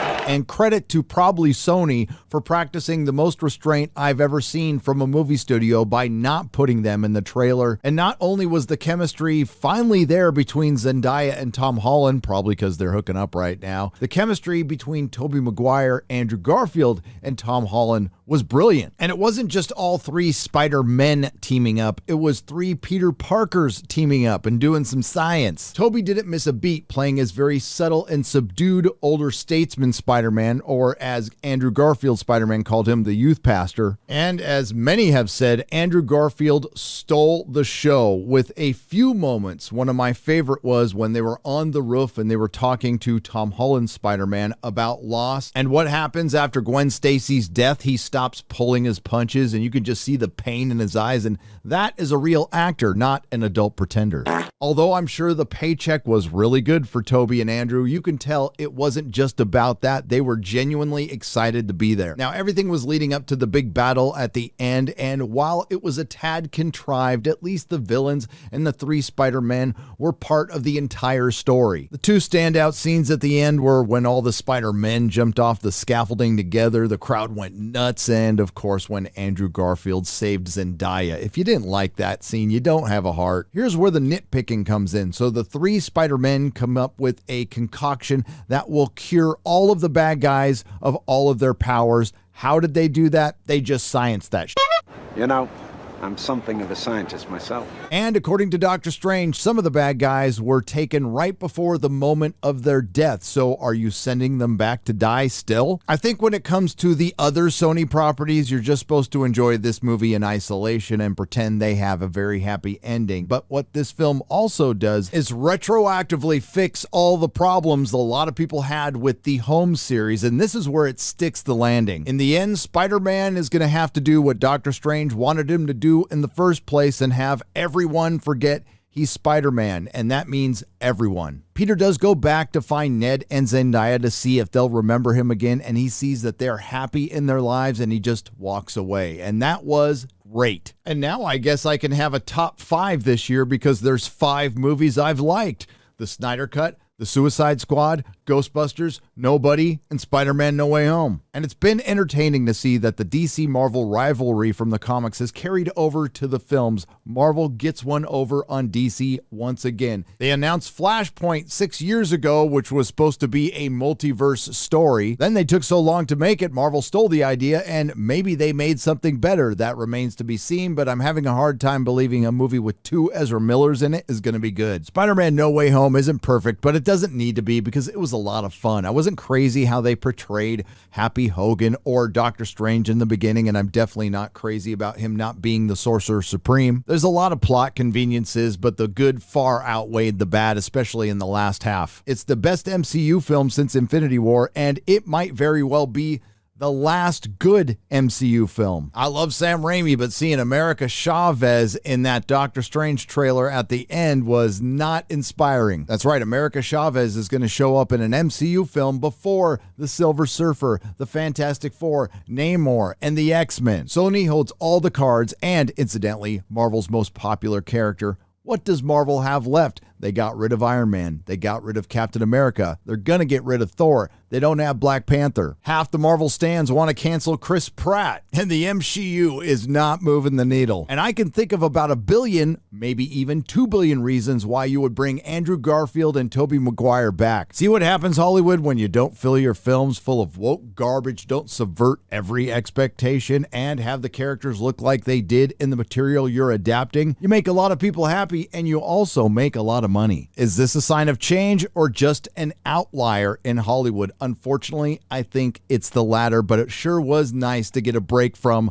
The Message. Ooh, to state the obvious, 2021 was a rough year for Disney Marvel. It started out with Scarlett Johansson, the star of Black Widow, suing them over the day and date release, most likely permanently severing their relationship. Then there was Shang-Chi and the Legend of the 10 Bracelets, which was officially designated by the Disney Marvel marketing department and then passed on to the shills as an absolute triumph. And despite its weak box office, it was designated a hit by the Access Media and Simu Liu, who went as far as to call yours truly out for calling his film what it was, a flop.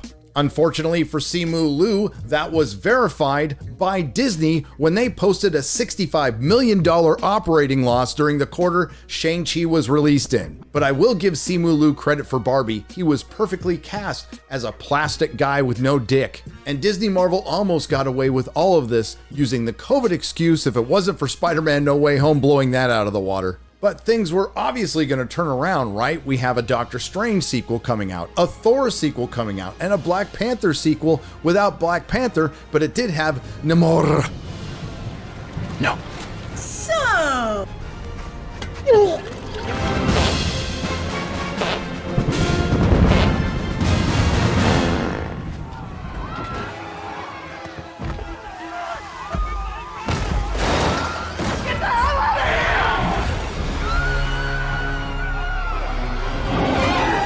I'm gonna put some dirt in your eye. You're trash, bro. Stings, doesn't it?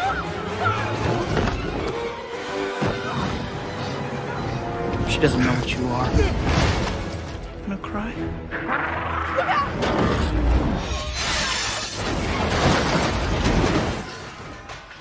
Hollywood has a couple of problems. One is obvious, it's a giant woke disaster, and the other one is it's filled with writers who don't read, not even comic books. You were the one who was like, we need a villain. And I'm like, I don't know. I feel like, it's about grief.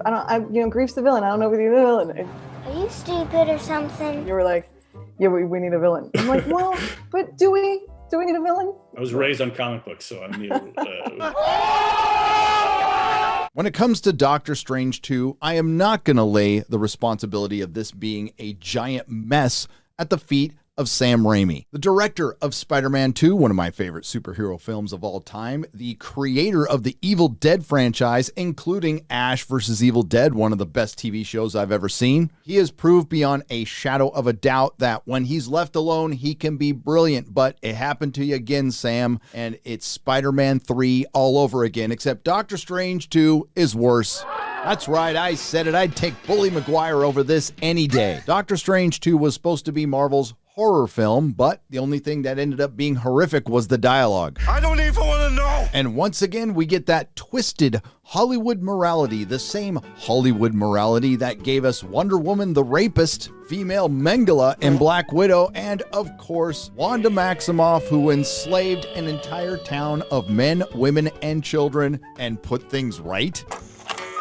Yes, Queen! And we'll get to that, but I'm starting to think that Hollywood has a lot of trouble with the whole right-wrong thing. Of course, Sam Raimi does bear some responsibility, but the lion's share, the majority, goes to Kevin Feige because this is a Kevin Feige production. This is not a movie. It is not a film. It is processed, overproduced content. You gotta want it. This is your year. Doctor Strange 2 is not a sequel to Doctor Strange, and it's not a Doctor Strange movie. It is a follow-up to WandaVision, a show that the writers of this film didn't watch. Now, I understand why you didn't bring in the writer of WandaVision, Jack Schaefer, the woman who didn't know who Mephisto was, but I don't think it's a better decision to bring in the writer of Loki, which completely destroyed the Marvel Universe with its new rules and then didn't follow any of those rules. So to get this out of the way, was it woke? Yes, and we did get a first this week. It was the second part of an MCU double feature. And with the release of this photo of female Thor, Disney has achieved peak MCU. But that's not all. Disney Marvel has committed one of the worst crimes against imagination I have seen since not putting Han, Luke, and Leia in a scene together. And we'll get to that as well. And we also have to mention that Disney Marvel is hell-bent on assassinating all of their characters, and they waste no time in Doctor Strange 2. From this point on, there's going to be heavy spoilers, so you have been warned. The plot goes a little something like this. The girl who's the key to everything, America Chavez, the really popular Marvel Comics character, is able to travel through the multiverse. She is being hunted by something who wants to steal her power. The film starts out with America and Defenders Doctor Strange, not the Doctor Strange from the MCU, but it's an alternate version that is based on a version in the comic books, and they're running from a spaghetti monster. Now, remember spaghetti, because that comes up later. Very early on in the film, they establish that her powers are far too dangerous. If they get in the wrong hands, it could destroy the entire multiverse. The Doctor Strange protector realizes this when they are cornered, and it looks like that's it for them. So he decides to take her powers. He gets mortally wounded, but ends up saving her in the end as she gets scared because she can't control her powers and goes through a star-shaped portal. That also sucks through the dead body of that Doctor Strange. Quick aside, this Doctor Strange died a hero, although he was treated as a betrayer. He saved the entire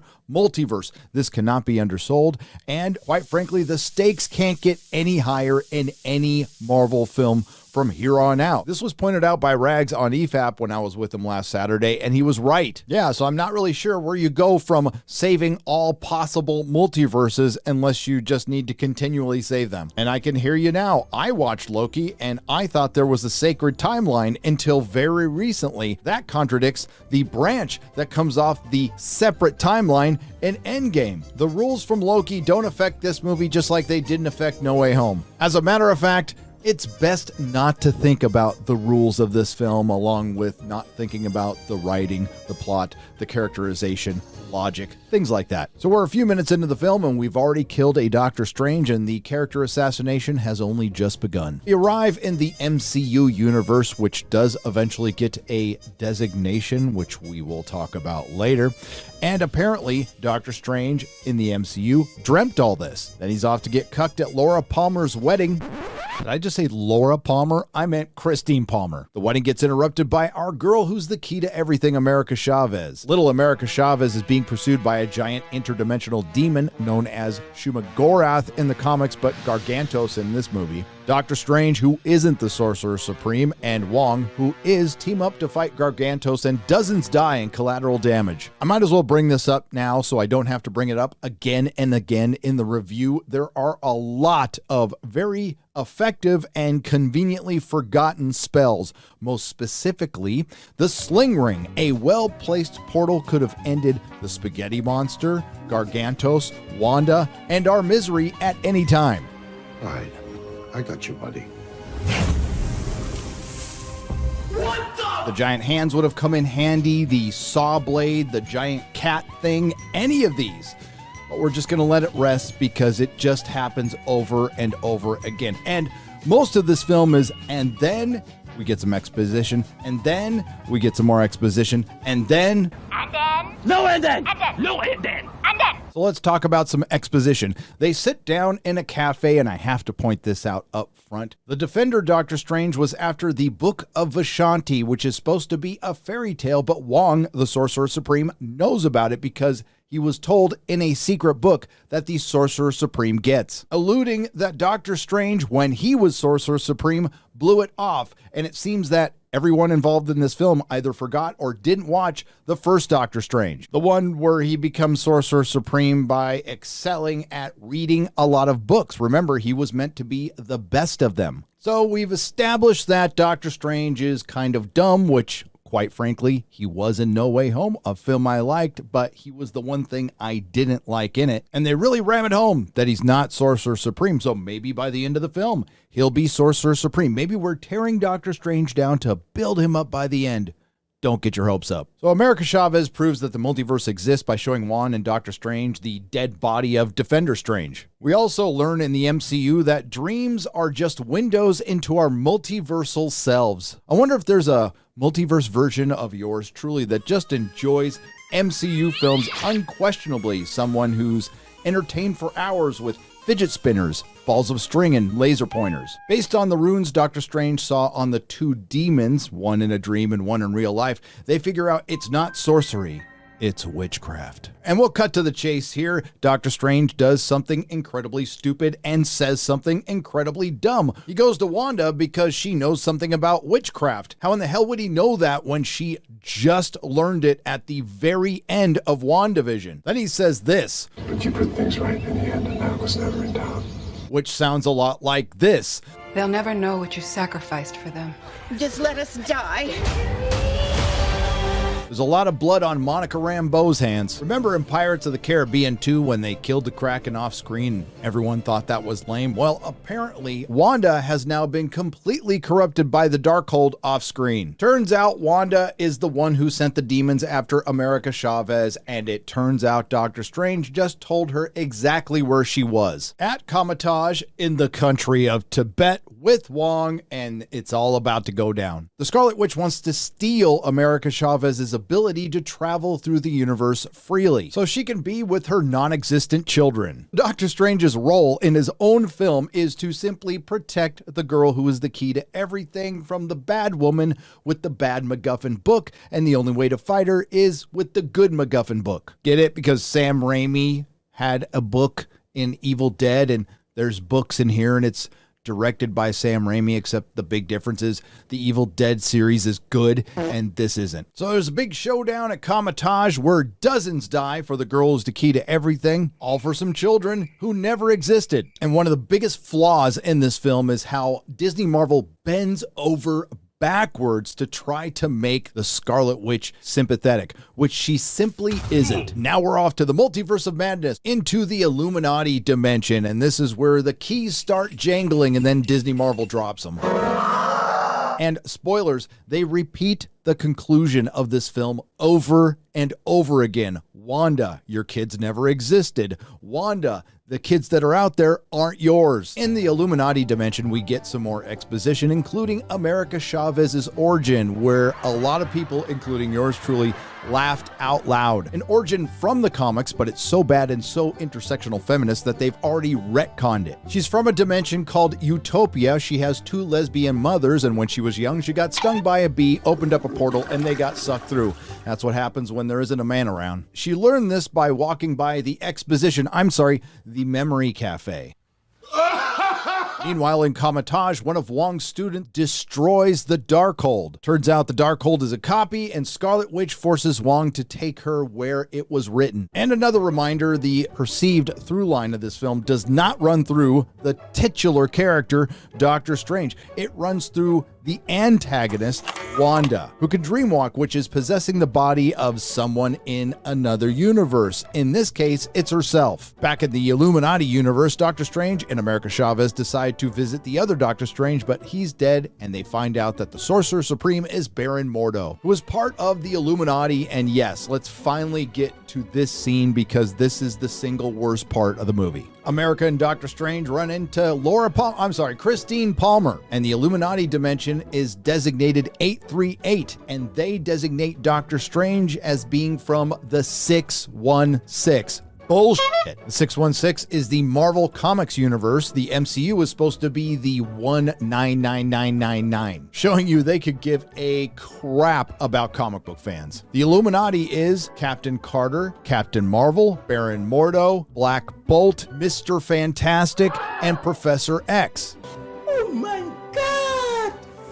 Wow! That would be really cool if this wasn't a universe where everyone's IQ was room temperature. Or maybe that's just the writers. Meanwhile, Wong and Wanda go to Wundagore, say that 3 times fast, where the Darkhold is written all over the walls, and conveniently, it's a throne room for the Scarlet Witch so she can dreamwalk. The 838's universe Doctor Strange didn't die defeating Thanos. He was executed by the Illuminati because he was playing around with the Darkhold and caused an incursion, which apparently can happen when anybody travels to another universe. It confuses reality, and then it can destroy one or both universes that are involved in the incursion. Anywho, they are far more concerned with Doctor Strange than they are about the Scarlet Witch, and man, that might come and bite him in the butt a little later. So they're about to vote on Doctor Strange's fate, and guess what? Wanda shows up. John Krasinski's Mr. Fantastic, Anson Mount's Black Bolt, Haley Atwell's Captain Carter, and Lashana Lynch, female 007 herself,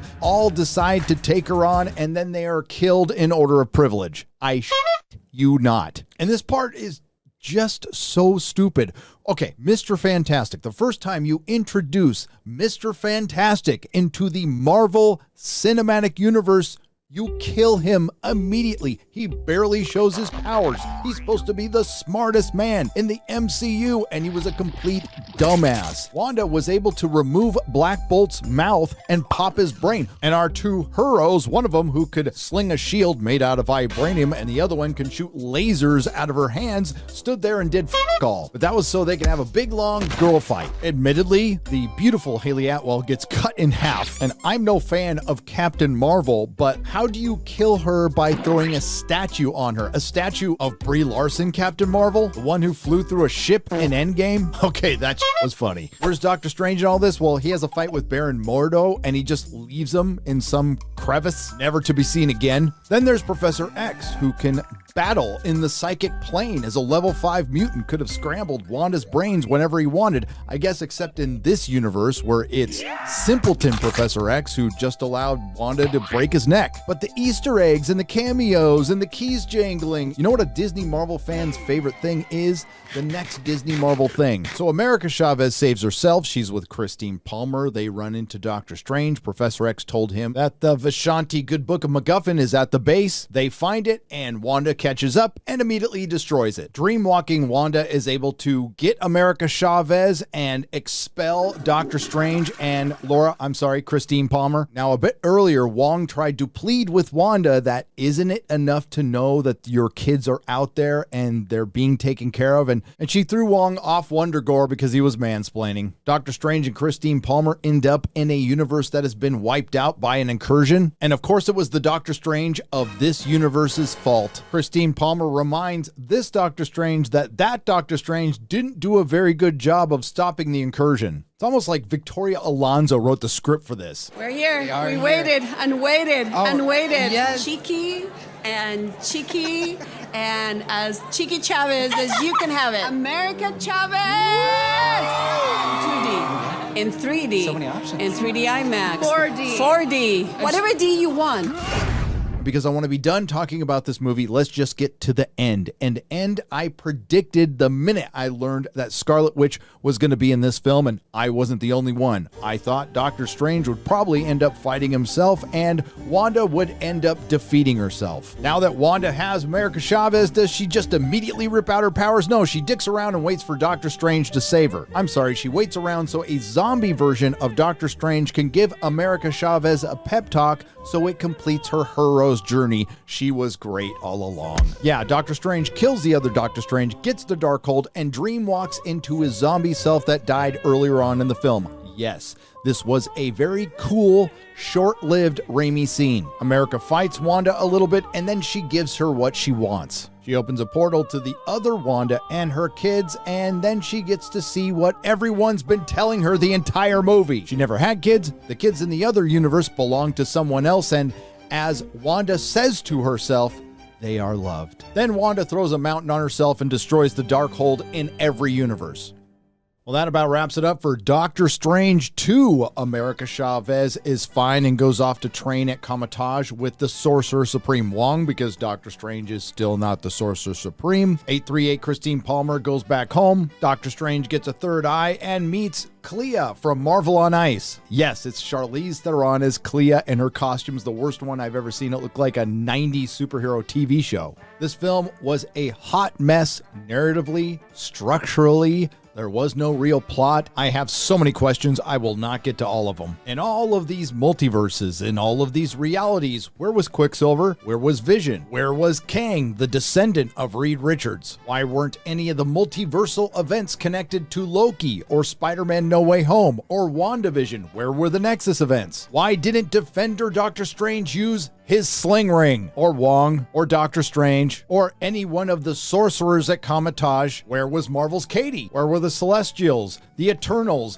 the Gods, the other Avengers? I would say the entire multiverse being at stake is kind of a big stake. Why wasn't Christine Palmer the least bit bothered by the death of all her coworkers? Why did two heroes just stand there with their thumbs up their ass while Black Bolt got his brain popped and Mr. Fantastic was turned into spaghetti? Why have we gotten America Chavez, the Scarlet Scarab, two female versions of Captain Marvel, Miss Marvel, female Thor, and Echo before we get the Fantastic Four, Namor, the Silver Surfer, Galactus, and Doctor Doom, and the X-Men? We did get the answer to one question. We know why Scott Derrickson left. And the continued character assassination in Marvel films, and it wasn't just Doctor Strange, but we'll start there. Not the Sorcerer Supreme, told constantly he blew it with Christine Palmer, and he does in every multiverse. Christine Palmer at one point tells him how to use his powers. Evil Doctor Strange at the end was killing all of the other Doctor Stranges in the multiverse because of Christine Palmer. And let's not forget, currently in Marvel Comics, Doctor Strange is dead. And essentially the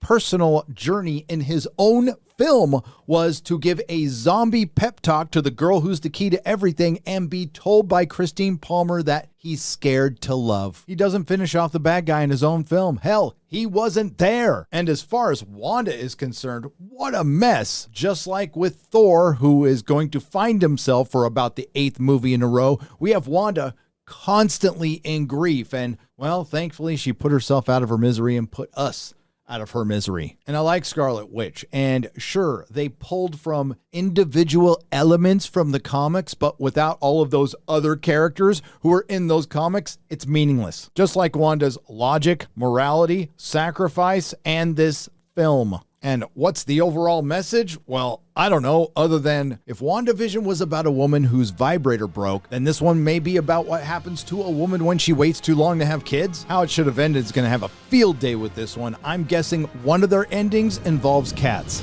And a frackin' sling ring. So... You flipped too hard, damn it!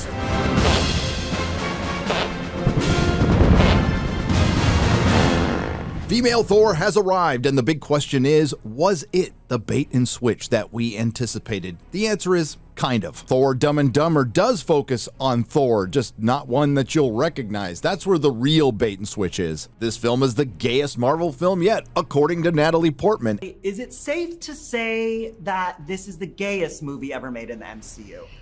I love that reading of it. Yes. And it's a film made by a 7-year-old, according to Chris Hemsworth. Now, all film and television require varying degrees of suspension of disbelief. It's a lot easier with dramas. That's why you see a lot more of them. They're cheaper to make, and quite frankly, that's why I find most of them boring and vapid. If I want drama, I'll just remember something from my life. That's why I gravitate towards superhero films, fantasy, science fiction, I want to be taken away. Now, particularly with those genres, you need to multiply that suspension of disbelief by about 100 to 1,000, and it works, like with Daredevil or the Captain America trilogy or Spider-Man 2 or Superman the movie, Superman 2 the Donner Cut, The Crow. You had that in the beginning phases of the Marvel Cinematic Universe, particularly prior to Disney taking over. Unfortunately, we are firmly planted in Disney Marvel's MCU phase bore. Now, a lot of people out there, including yours truly, have argued that the MCU phase bore is directionless, but I have to say, I think they've set out and done exactly what they wanted to do. Vandalize all the previous characters so they can bring in the all new, all different Marvel, and you're all gonna love them because everything's a mantle, right? Right? No. I guess the best non-spoiler description for Thor Love and Thunder will be what I put up on Twitter. The Disney Marvel content was an absolute product. Can't wait for next Disney Marvel product. So the question is, does Thor Love and Blunder push the Thor character forward while introducing us to new and interesting characters? No, it does the opposite. It deconstructs Thor, deconstructs the Marvel Cinematic Universe, the far superior one, the one that was put together by Paramount and not Disney. And of course, it introduces us to more contrived, vapid, derivative characters like female Thor and Kang Valkyrie. I guess that's a really long-winded way of saying that Thor and the MCU has become a parody of itself, and that's all thanks to one guy, Kevin Feige. When the film opens, we meet antagonist in product, Gore the God Butcher, who was obviously much better and much better looking in the comics, and we conveniently get his entire backstory and motivation in an opening prologue. That's right, the god Rapu tells Gore and the audience everything he needs to know about the Necro Sword. It can kill gods. So then Gore kills a god. And again, spoilers, that's the only one he kills on screen the entire film. I guess the real bait and switch was with the Guardians of the Galaxy, who are barely in it and really only exist to send Thor on his way. So our product protagonist, Thor, is finding himself for the 8th or 9th time in the MCU series, and he is playing a completely different character from even Ragnarok, a bigger idiot. As my good friend Mahler pointed out on Twitter just today, at time of recording, Thor Love and Thunder shares continuity with this. What the f happened? You've forgotten everything I taught you about a warrior's patience. While you wait and be patient, the Nine Realms laugh at us. If the old ways are done, you'd stand giving speeches while Asgard falls. You are a vain, greedy, cruel boy! And you are an old man and a fool! Hello, made of rocks? That is how you make movies. That's a good question, Mahler. Unfortunately, I don't have the time to get into the massive power shift that happened right after the co-opting of the Me Too Time's Up movement in conjunction with the election of Donald Trump, which led Hollywood to completely lose its mind, followed immediately by certain fortifications due to a certain crisis, leading to a certain summer of love, which exacerbated the hysteria, leading directly to turning all forms of entertainment into social engineering platforms for content and influence. Back to female Thor, boring and dumb. Now, I'm not going to break down this entire film because it was boring and dumb. It was pretty well cast. Unfortunately, they were wasted standing in front of a volume green screen spackled in Technicolor splooge. Within the first few minutes, they make an absolute mockery out of everything that's happened in previous Thor films, including the deaths of Frigga, Odin, Heimdall, the Warriors 3, who are referred to as that guy, and Loki's sacrifice in Infinity War. Coincidentally enough, it was Loki's TV show that also made a mockery of the MCU, everything being Kang's will, and of course, the Infinity Stones being paperweights not to be outdone. There's an Infinity Gauntlet ice cream shop. You know that little event where half the people in the universe disappeared for 5 years and returned to a Disney Marvel dystopia? And yes, I'm gonna go there. That would be like having a Holocaust ice cream shop. That's how stupid this idea is. But that's Thor stuffing things in a nutshell. And don't fret, they don't even mention the blip. The plot goes a little something like this. Gore the God Butcher wants to kill gods because of the loss of his daughter, and he has the Necro Sword. Now, how did he get it? Well, he just ran across it Did the sword corrupt him? Maybe, not so sure. Large portions of this film, and I'm talking about a half an hour, are dedicated to just getting us back up to speed, getting Thor back in shape, reintroducing us to Jane Foster, who hasn't been in anything since Thor Dark World, and unfortunately, Jane Foster has cancer. How's she dealing with it? Well, pretty good. Of course, this film features King Valkyrie, who is as bored with ruling Asgard as we are with her character. Oh, and I almost forgot, like most of this movie, Korg, who's just there to be Taika Waititi. So they all team up with Thor to get Gore, who has kidnapped what appears to be a bunch of fatherless children from Asgard. I mean, this is a Disney Marvel product, and all male leads need to be balanced out by a minimum of 2 women. The gang goes to Omnipotent City, an abode of the gods, to raise an army to free the fatherless children of Asgard. Zeus, who is played like a stereotypical Greek deli owner by Russell Crowe, ends up being, and this should surprise no one, a complete douchebag and turns him down. Because Zeus is such a predictable Disney Marvel male douchebag, King Valkyrie conveniently susses out that they don't really need an army,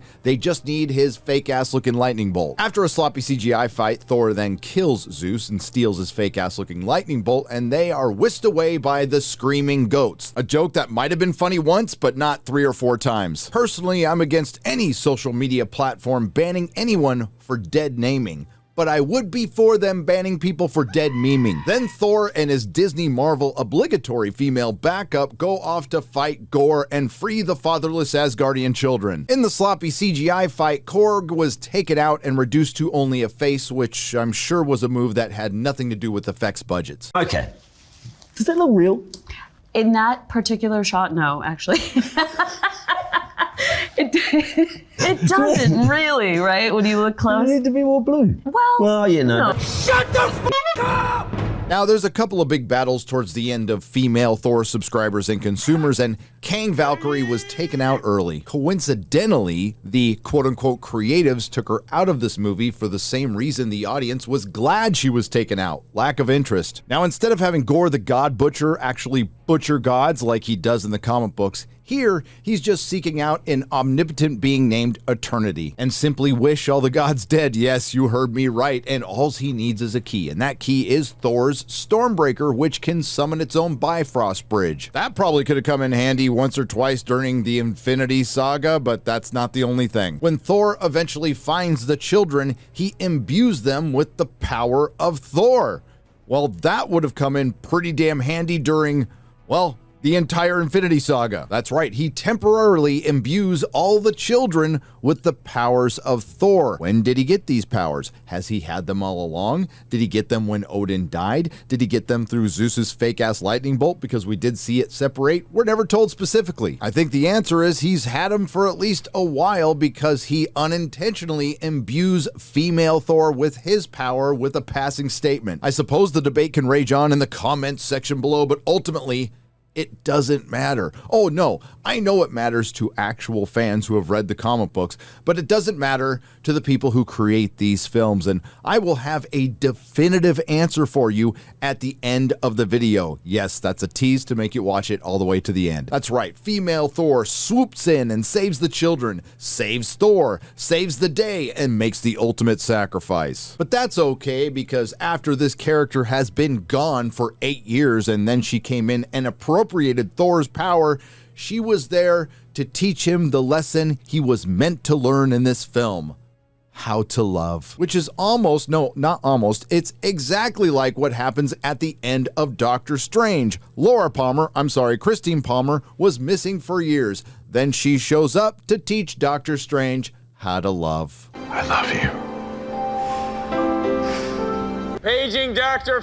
As far as the main characters are concerned, I guess I could say the best out of the worst was Christian Bale's Gore, who needed a lot more time because the performance was just wildly inconsistent, from tortured father to overacting villain to vengeful demon who looked like crystal meth Uncle Fester. Korg, like this film, is just an overused joke. Speaking of jokes, then there's King Valkyrie, a testament and a monument to the MCU, the gold standard of tokenization and identity politics, whose only purpose in this film is to be Tessa Thompson and a king, because a king somehow is a higher rank than a queen, according to intersectional feminism. Do you feel empowered, women? On the subject of female empowerment and female Thor, nothing says it more than giving women male hand-me-downs. I can't think of anything that would inspire little girls to better themselves than by telling them that nothing they really do matters and they need to appropriate an established male title.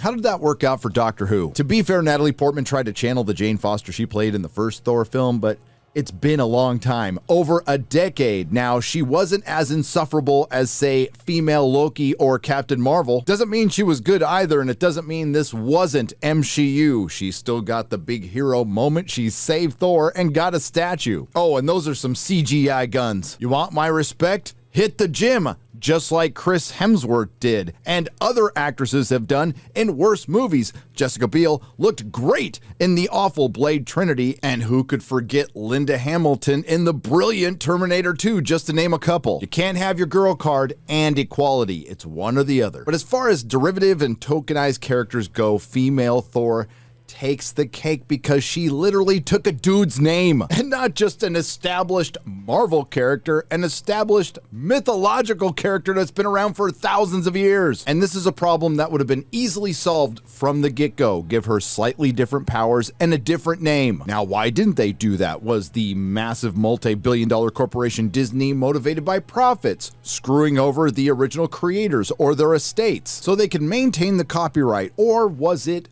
agenda? Yes, this is something that even gets brought up in the film. Gore calls her Lady Thor, and she corrects him and tells him that she is the Mighty Thor when she's actually female Thor. And you would think that's the very definition of the MCU. But there is a couple of more ingredients required to help build up these modern female characters in the eyes of Disney Marvel. The complete and total degradation, humiliation, demoralization of the established male character. And they don't really miss an opportunity to do that in Thor, misandry, and intersectionalism. Thor is reduced to a bumbling idiot, more in line from Kevin from Ghostbusters 2016. Thor, Disney, and Groomers has a lot of other problems as well, including the humor, which everyone has talked about, and they're not underselling it. The product, which is consistent with D+ and all the phase bore, is a series of and thens, topped off by humor that doesn't land, killing the verisimilitude. With a film like this, there needs to be a balance between the humor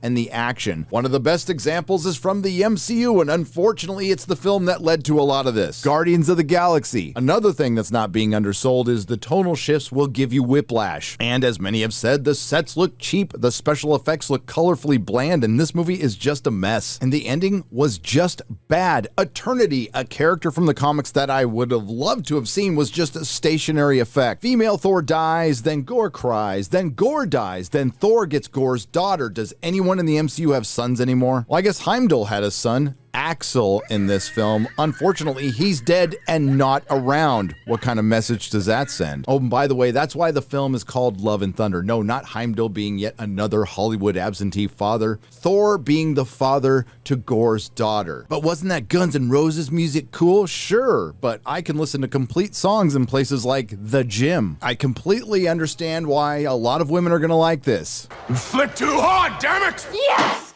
Yes! But it ain't gonna be for Kang, Valkyrie, and female Thor. Thor Diminishing and Returns isn't the worst of Marvel Phase Bore. If we were gonna do a top 5 of, say, the Disney Marvel MCU Phase Bore, I would say that Thor would top the list at being the best of the worst, followed by Shang-Chi and the Legend of the Ten Bracelets at the second best of the worst. Black Widow would be the third best of the worst.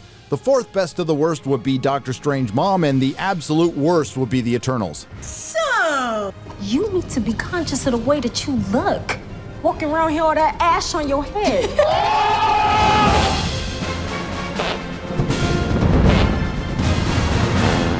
Amazing. Get ready, people. Get ready. Look at this. I want to have this body. I had to learn how to swim. Yeah. I have my Amina Muaddi shoes, and then I have my Brandon Blackwood End Systemic Racism bag here. Yes. This purple little number, I love it.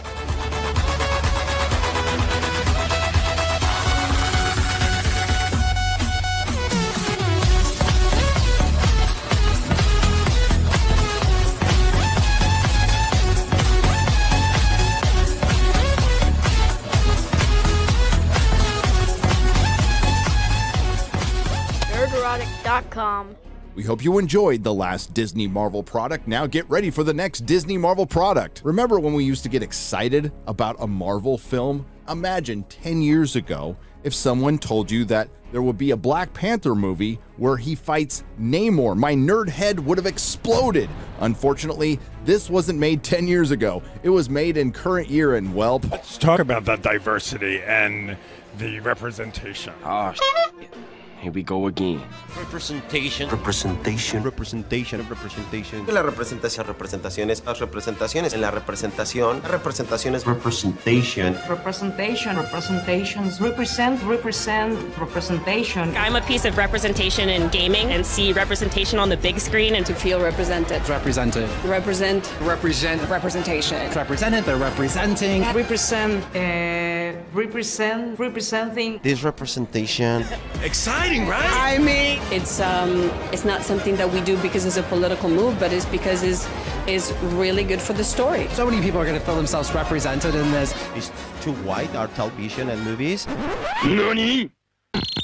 We got a female Black Panther who looks like she needs a cheeseburger and a Namor that looks like he needs to mix in a salad. I like to eat. Is that such a crime? Admittedly, we did get some dad bod representation, so I feel seen. Fact of the matter is, superhero films under Disney Marvel are devolving back to the Trial of the Incredible Hulk days, but worse. But I will say, Black Panther Wakanda Forever is a fitting season finale to the MCU. We got good girl bosses, we got bad girl bosses, we got girl warriors and girl scientists because we need women in STEM. You know what? Let's also talk about these young Black geniuses that we will get to experience. Yes. She's a genius. She's amazing. A genius 19-year-old MIT student. You are a genius, and geniuses tend to get into a lot of trouble. MIT educated genius. Female genius. A genius, a super genius. A female genius, and like the greatest warrior in the world. What there wasn't a lot of was men. Not sure what happened to all the dudes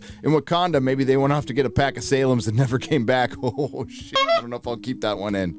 Up front, the film's worst offense, I mean, aside from being a Black Panther sequel with no Black Panther, is it's boring. And it's most certainly woke, maybe on the level of Falcon and Winter Soldier. You've got to do better, Senator. I mean, unless you're a big fan of multinational corporations that like to thank concentration camps in China lecturing us about colonialism. And let's not forget that this is the same multinational corporation that covered up Chadwick Boseman's face with a mask on the poster for China. So welcome all 592,000 of you out there, plus the 43% that haven't subscribed yet. Let's review the Smokey and the Bandit 3 or the Waiting to Exhale 2 of the MCU. Black Panther Wakanda Forever, the sequel to Black Panther without Black Panther. I like it. You need to be conscious of the way that you look. Walking around here with that ash on your head. Oh, it's funny. You look good. But you know, it's not just Black tech geniuses. We're getting women at the forefront of this. Which I love. I know. Which I love. I don't know you. What is your name? The beauty, the strength, the intelligence. Yes. The intelligence. I am so excited for little Black girls to see this one in particular, even more than the first one. I'm so excited for us. Calm down a little bit. Bring it down a notch. T'Challa dies off-screen of an unspecified virus from an unspecified location. Because Killmonger had destroyed all of the heart-shaped herb, Shuri attempted to resynthesize it because apparently T'Challa's powers had faded, but she was too late. This is followed by a funeral.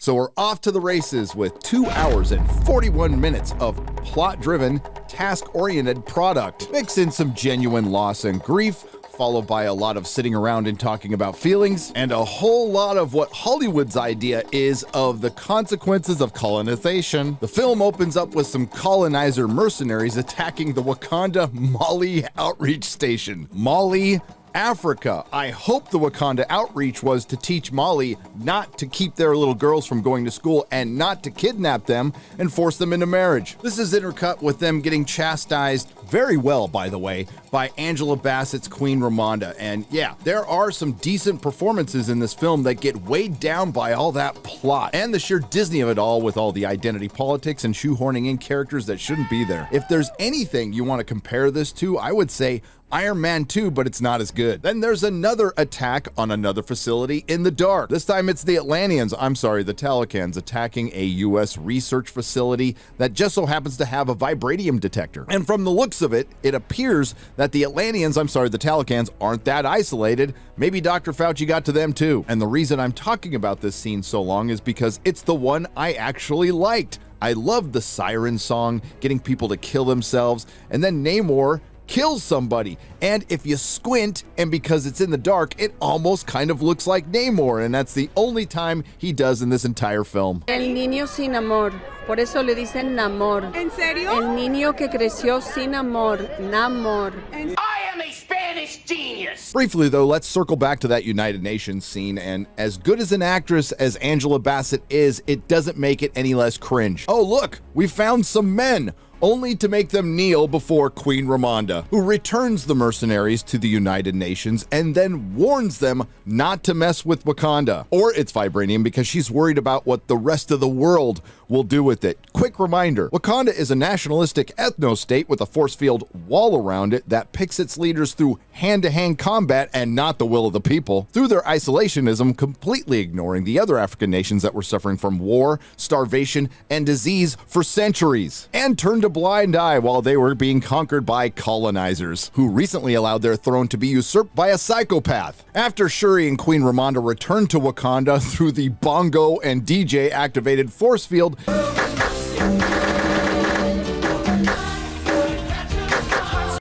they decide to go on a walkabout to discuss the passing of T'Challa, and that's where they're confronted by Namor. And we get this classic clip. This place is amazing. The air is pristine. A protected land with people that never have to leave, that never have to change who they were. What reason do you have to reveal your secret to the world? Who are you? I have many names. My people call me Khan, but my enemies call me Namor. Right. And we finally have enough set up to let the task-oriented plot develop. Namor blames Wakanda and T'Challa for bringing vibranium to the world, even though the world already knew about it. This one? No, that's just a prototype. What's it made of? Vibranium. It's stronger than steel and a third the weight. So he blackmails Wakanda into abducting and then eventually killing Riri Williams, young female POC super genius prodigy who invented the vibranium detector. Or Namor, the boy who grew up without love and turned into a toxic male, will wage war on Wakanda with his superior forces that they just take his word for. Eventually, Wakanda sends the warrior woman Dora Milaje Okoye and the female prodigy POC super genius Shuri to go find the female prodigy POC female super genius Riri Williams. And yes, they are exactly the same character, but just when you think Disney Marvel couldn't get more cringe, why just have one girl who is the key to everything when you could have two girls who are the key to everything? Which brings us to this infamous clip. I'm warning you, do not take another step toward me. See how they teach the children to treat their guests. Put the spear in here. Who brought a spear in here? I like her. It's all right, princess. Small girl. I am going to give you two options. You can come to Wakanda, conscious or unconscious. You need to be conscious of the way that you look. Walking around here with that ash on your head. Oh, it's funny. You look good. Surprisingly enough, Okoye completely fails at her job and eventually gets fired for it. And even though the Talocans blackmailed the Wakandans into going and abducting the girl who was the key to everything to eventually kill her so they would keep their society safe and secret, they decided to just go out in the open by jumping off a bunch of whales on a bridge in public to abduct the girls who are the key to everything. You think that sounds bad? Try watching it.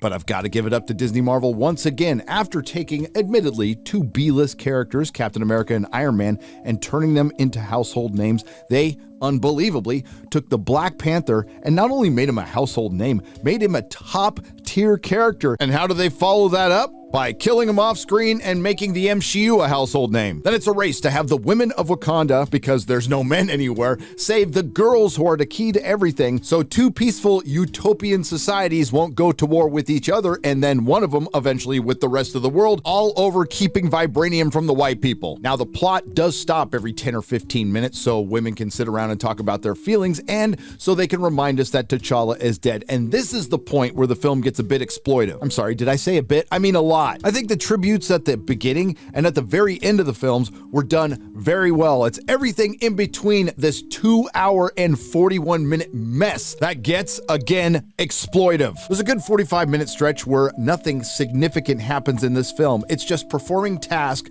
to move plot forward. And many have said that this film is 45 minutes too long. I would argue you take out that 45 minutes and this is still boring. For the sake of your time, which I value, and my sanity, which I also value, and quite frankly, it's hanging on by a thread, I'm not going to do a full breakdown of this movie like I normally do, because it would go something like this. Shuri is sad and won't talk about her feelings. The Queen is sad and can't get Shuri to talk about her feelings. Okoye is sad. Nakia is sad. Riri Williams is really smart and built a vibranium detector in school. How? Don't know. She also built an Iron Man suit with an arc reactor out of spare parts. How? Don't know. We'll just go over some of the highlights. After the Talakans abduct the girls who are the key to everything, the film just decides to stop and go into full exposition mode as Namor tells his entire origin from in utero to Shuri. A retconned, risk-averse, brand new, intellectual property issues avoiding origin that has nothing to do with the comics. In the beginning, my mother and father got busy and made a little niño. Of course, my father dies because this is a Disney film,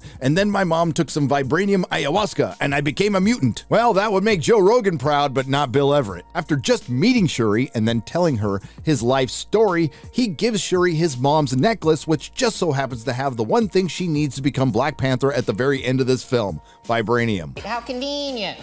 Then there's our prodigy POC female super genius Riri Williams, who's more of a plot device than a character, only to exist to set up the next Marvel thing. Of course, she doesn't have a father because this is the MCU. But there is one thing worse than her character existing at all and existing in this film: her costume. This, ladies and gentlemen, is your replacement for Iron Man. Good luck, Disney. Admittedly, it is appropriate that the poster child for SJW Marvel that helped bury the publisher is in the season finale for the MCU. Then there's the CDC compliant and body positivity Talakan.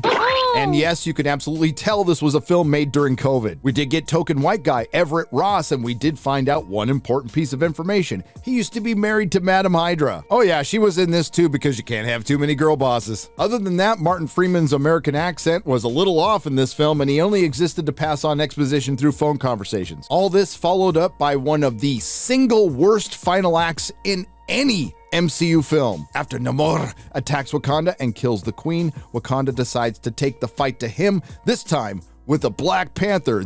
I just 3D printed a heart-shaped herb because I am a brilliant prodigy POC female of science. She's a genius. 100-pound soaking wet female Black Panther. That's right, you get about 12 minutes of the female Black Panther in the Black Panther sequel. There's a big messy fight where most of the Wakandans drown, and then they decide to stop fighting. After Shuri gets reaved by Namor, she somehow defeats him and shows mercy because she understands the underlying theme of this entire film. These two peaceful utopian cultures are just victims of colonization. And then the film ended and I finally took the nap I had been fighting off for 2 hours and 40 minutes. After I woke up from that nap, a harsh reality kicked in. I'm not getting that 2 hours and 41 minutes back, so don't waste the time. I was also left with a lot of questions. Can't get to them all here, but here's just a couple. Are mutants in the MCU really going to come from vibranium ayahuasca? Did having two girls who are the key to everything actually get women into STEM? And the biggest question of all, where's Namor? The only semi-positives I can say is they tried very hard to have a more serious tone, but it ended up being just melancholy. Not that I was missing that cringe Marvel humor, because I wasn't. As I said before, the actual tributes to Chadwick Boseman were done well, and the mid-credit scene was pretty good, and that's about 3 minutes of the film. Other than that, there was cringe dialogue, except for this one line. You do not sneak into my country and tell me what is fair. Based. Sloppy editing, sloppy directing that went right along with the storytelling that was both too busy and slow as fuck. And yeah, there were a lot of women in this film, and that would have been fine if they actually acted different from each other, but we had a lot of the same characters. The aforementioned girls who were the key to everything that were POC female prodigies of science, and the rest of the Wakandan cast was soulful saint, regal, stoic, empowered woman, with a side of Victoria Alonso.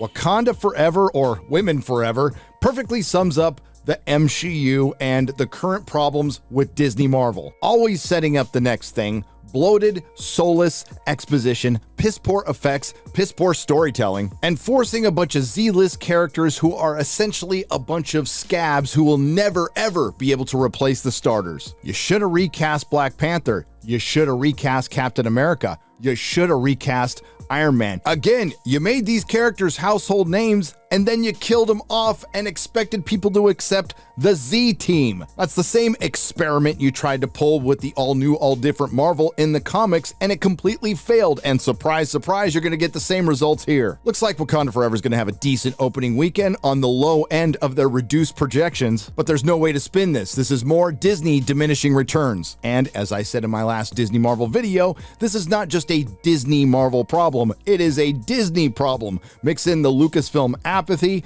and mix in Disney taking a side politically with their not-so-secret agendas, and well... Happening today, a group of Disney workers vowing to walk off the job all over fallout from Florida's new parental rights and education bill. I pledge to be a better ally for the LGBTQ+ community, apologize for not being the ally that you needed me to be, and committed to ensuring that our company lives up to its values. I meant every word, and that's what we're here to talk about today. Is missing on both revenue and adjusted earnings per share. Revenue coming in at $20.15 billion versus expectations of $21.26 billion. He's got to be fired. That's pretty cut and dry. You're firing Bob Chapek? Is that what you're saying? Absolutely. I know what you did. You're a damn terrorist. All right, just get the hell out of here. I got a goddamn campaign.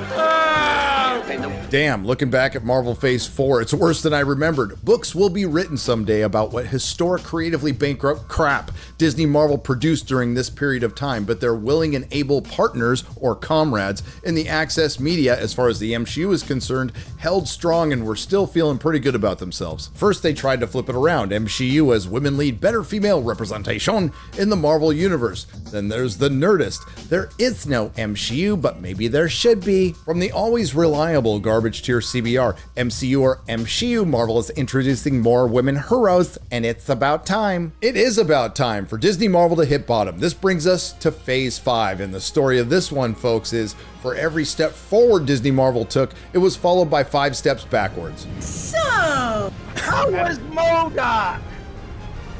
I'm a dick!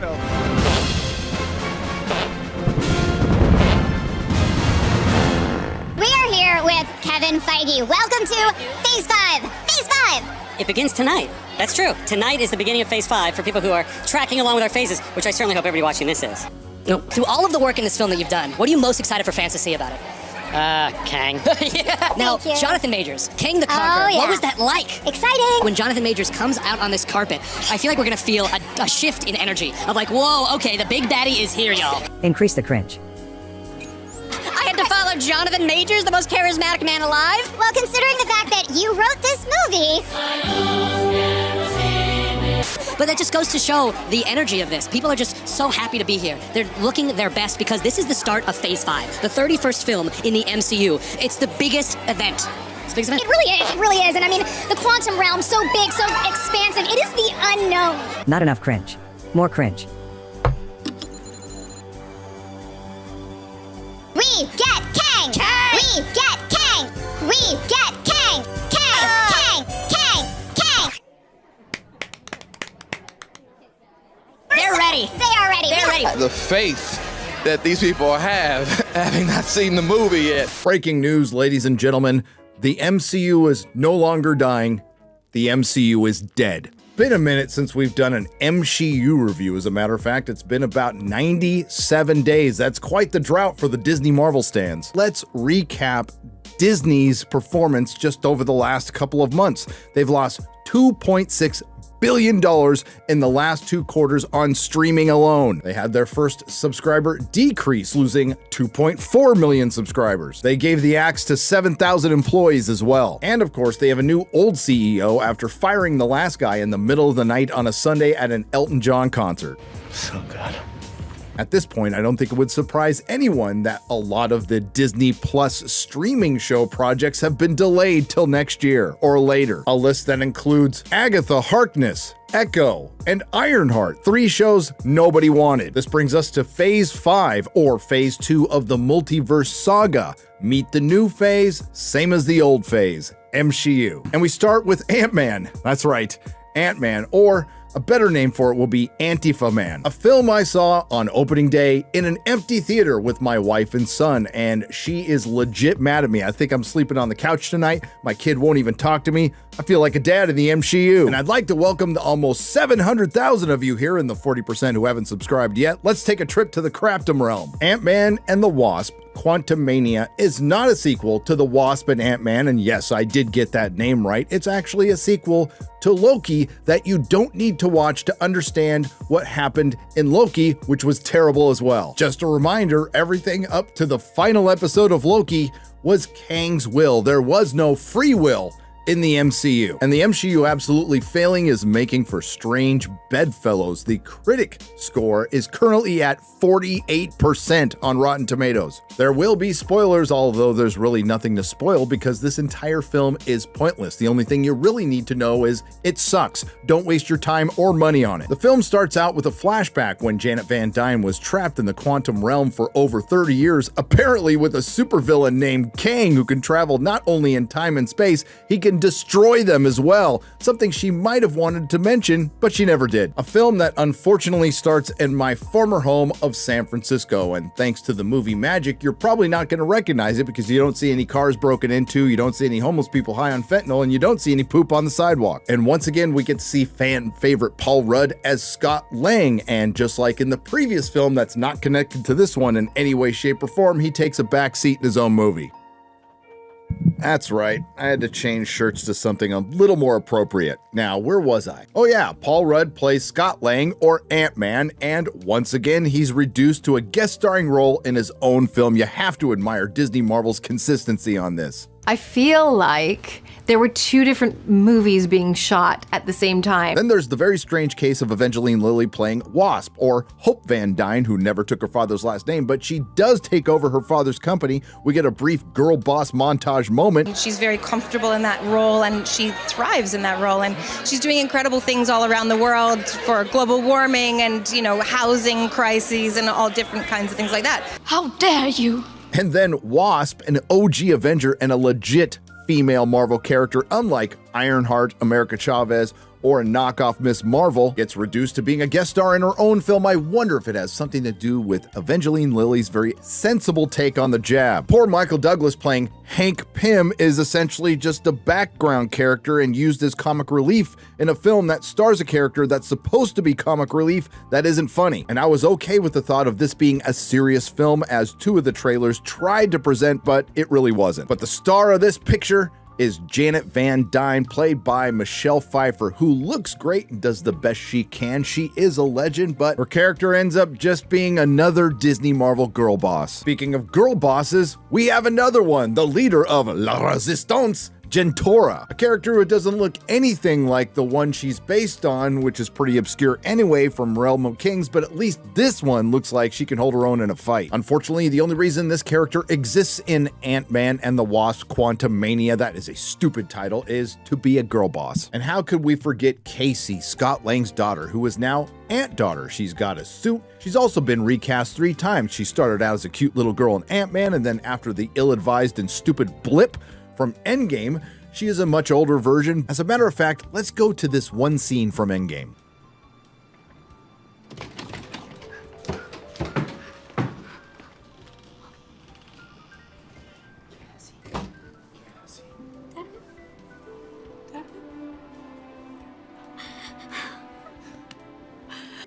This Casey is nothing like the Casey you just watched, not only because they recast from Emma Fuhrman, who showed more emotion in that short scene than her replacement, Catherine Newton, could in the entirety of Ant-Man and the Wasp: Quantumania. Now she's gone from a cute little girl to a young woman who is grateful to see her dad to a slightly younger, insufferable SJW know-it-all who was arrested for peaceful protesting the removal of homeless people because they haven't resolved that from the blip. I guess Senator Do Better didn't do better, and neither did Black Falcon Captain America.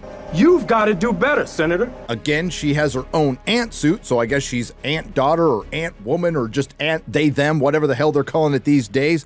And listen, I know it's supposed to be Stature or Stinger, both terrible names. Your daughter built a subatomic Hubble telescope in a basement. She's good at the science because we need women in STEM. She was able to whoop up a magical bullshit machine after reading some of Hank Pym's notes, and they get sucked down to the quantum realm, which apparently, again, is a really dangerous place, and maybe Janet Van Dyne should have told somebody to begin with because there's a guy named Kang. I mean, when is a good time to tell your husband, who you haven't seen in 30 years, but helped save you from that quantum realm, that you know that this place is home to a megalomaniac who can destroy entire universes, but that's not the reason you didn't tell him. The reason she didn't tell him is because Kang was taking old One Eye to the optometrist, slipping her the old salami, taking the skin boat to Tuna Town, gonna bury his boner. I think you get the point, and no, Kang wasn't the only one. As Kevin Feige puts it, the next iconic Disney Marvel villain is going to be the C-list villain from the comics, Kang, a villain who has technically already been introduced at the end of Loki, a show you probably didn't see, but that's all right because I referred to Falcon and Winter Soldier earlier, another show you probably didn't see. The way you hear it from the Access Media show critics, Jonathan Majors should win all the Academy Awards this year for this portrayal. Who isn't happy to see Jonathan Majors show up, no matter who he's playing? Jonathan just has it all. I mean, he is like the actor of his generation. He's really exciting. Jonathan Majors is fantastic in it. Like, all the buzz you hear about Jonathan Majors playing Kang totally lives up to the hype. We have to ask you about Kang. Yes. So many Kang questions, Steven. When I tell you this movie is Kang's homecoming party, it is Kang's homecoming party. I had to follow Jonathan Majors, the most charismatic man alive. Booyah. That's just not the case. He's fine in some scenes and absolutely cringe in this overall cringe film. And this is just another example of elitist, soft bigotry of low expectations. And to round things out, there's MODOK. How was MODOK? I'm a dick. Wait till you see the. No.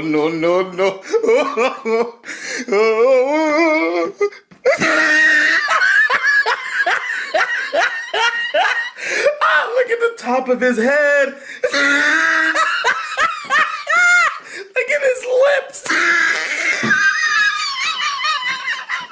So we've come to the portion of the video where I break down the plot, and surprise, it doesn't really have one. As usual, due to massive reshoots, the trailers made this movie look like something it really wasn't. Interesting. Okay, besides that, the trailers made it look like Kang will be tempting Scott Lang with more time to live or spend time with his daughter. Nope, it's much more simple than that. They get down to the quantum realm exactly how you saw it in the trailer. Casey, after reading some of Hank Pym's notes, was able to invent a magic bullshit machine that can map the entire quantum realm because we need women in STEM. They get sucked in after Janet tells them to turn it off but doesn't say why. Anyway, our ant family ends up in the quantum realm along with some ants who come up later. They get split up. Scott and Casey end up with Gentora and Disney Antifa, and Hope and Hank Pym, inventor of the Pym particle and expert on the quantum realm, follow around Janet Van Dyne, who knows everything about this place but won't say anything because the plot won't allow it. We keep getting questions like, where are we? We're using the LED volume. Are we where I think we are? The volume is built in the oldest building complex here on the lot. Well, I have some additional questions about this quantum realm aside from this brief explanation. There are worlds here, worlds within worlds. It's a place outside time and space. It's a secret universe. How is the quantum realm lit? How does the quantum realm have humans? How do humans live next to germs? How does technology work? How does metallurgy How does work? gravity How does work? Why do Breathing all the work? characters take off their masks Why between does punches? MODOK Look worse than George Lopez and How did the Boy and person Lava who Girl? signed off on this version of MODOK Why does keep this their whole job? film Look worse than Spy Why Kids? does everyone sound like they want to have sex with Jonathan Majors? Don't ask questions. Just consume product and then get excited for next product. I'm so sorry. I should have told you what we were doing. I had no idea. Why in the hell is Hank Pym apologizing for getting them into this mess when it was Janet Van Dyne, and this all could have been avoided with a very simple but awkward conversation over dinner? You sit them down, you tell them it's been 30 years, you met a guy, and you let Kang Enter the Holy of Holies, coitus uninterruptus. Oh, and he also has the ability to destroy time and space. See, that's not hard. The emasculation of Hank Pym does not end there. There's the scene with Bill Murray playing Lord Kryler, an obscure character from a Hulk comic book that's almost entirely dedicated to cucking Hank Pym some more with minor exposition. Anyway, after a series of gobbledygook CGI action scenes and a good 50 minutes into the film, Janet decides to finally tell Hank and Hope who Kang is. Turns out MODOK, who ends up being Darren Cross from Ant-Man 1, got the signal from Casey's magic bullshit machine. MODOK, which is an acronym for mechanized organism designed only for killing, admittedly was gonna be a real tough sell because it looks ridiculous in the comic books, but whatever approach you could have taken, the filmmakers took the opposite. He works for the main Kang in this one, Kang the Conqueror, who you saw a version of in Loki as He Who Remains. Scratch that, most of you didn't, who is a human time traveler and in the comics, a descendant of Reed Richards, played by Jonathan Majors. When Jonathan Majors comes out on this carpet,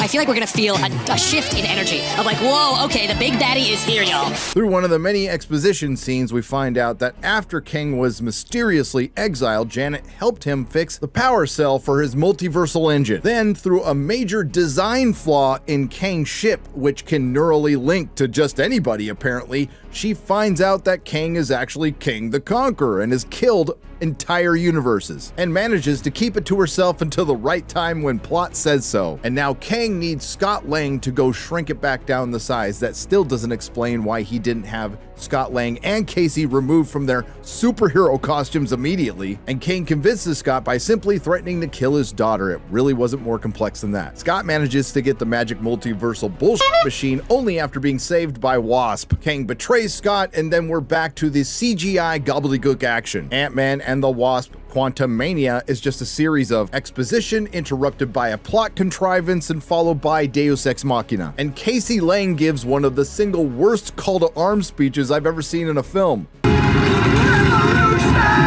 Vive la Resistance for Disney XD.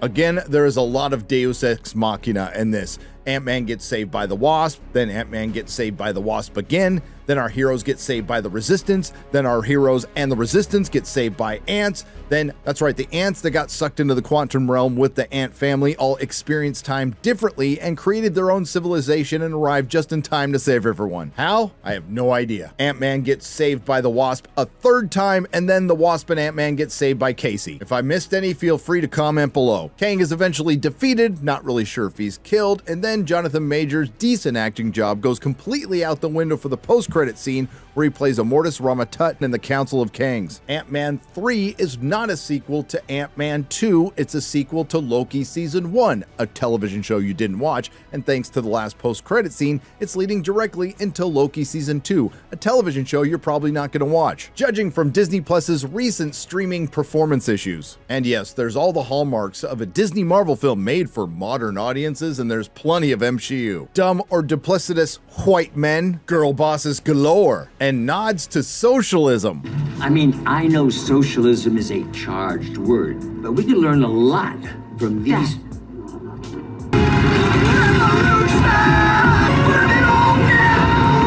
I'm sure this has nothing to do with it being released in China. Come to think of it, Hank Pym's description of socialism requiring us to be a bunch of ants is pretty accurate. You can tell this thing was massively reshot, and maybe there was a good film in there, but it ended up being 3 films rolled into an incoherent mess. And the Disney Marvel powers that be were trying to push this as the equivalent to Civil War.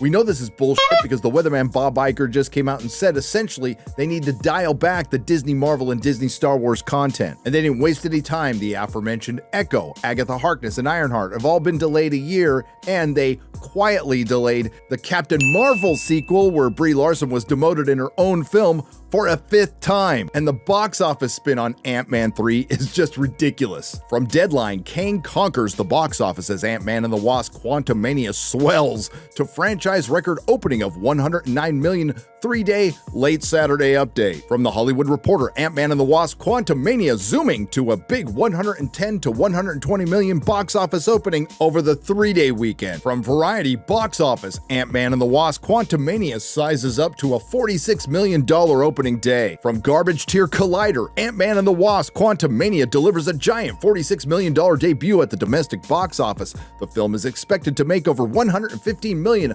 across the extended 4-day weekend. From the New York Post, Ant-Man and the Wasp Quantumania wins big at the box office. I guess the Garbage Tier CBR didn't get the memo. Ant-Man 3 looks to kick off Marvel's Phase 5 with a lower opening than Thor 4. How much lower? Try 40%.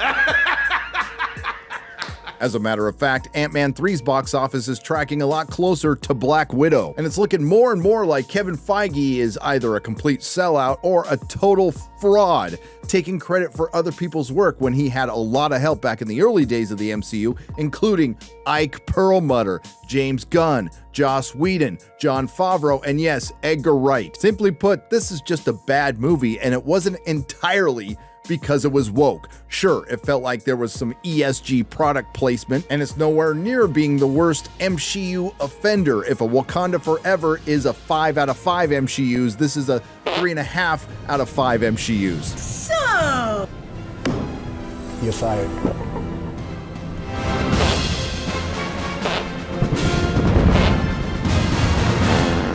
For Disney Marvel, they've had a rough couple of years, an entire phase of storytelling and financial failures in the theaters, one turd after the other on D+, taking the once mighty Marvel Universe and homogenizing it down to intersectional gobbledygook, leading to millions of lost subscribers on D+, leading to billions lost on streaming, and leading to a couple of lost executives. You're fired.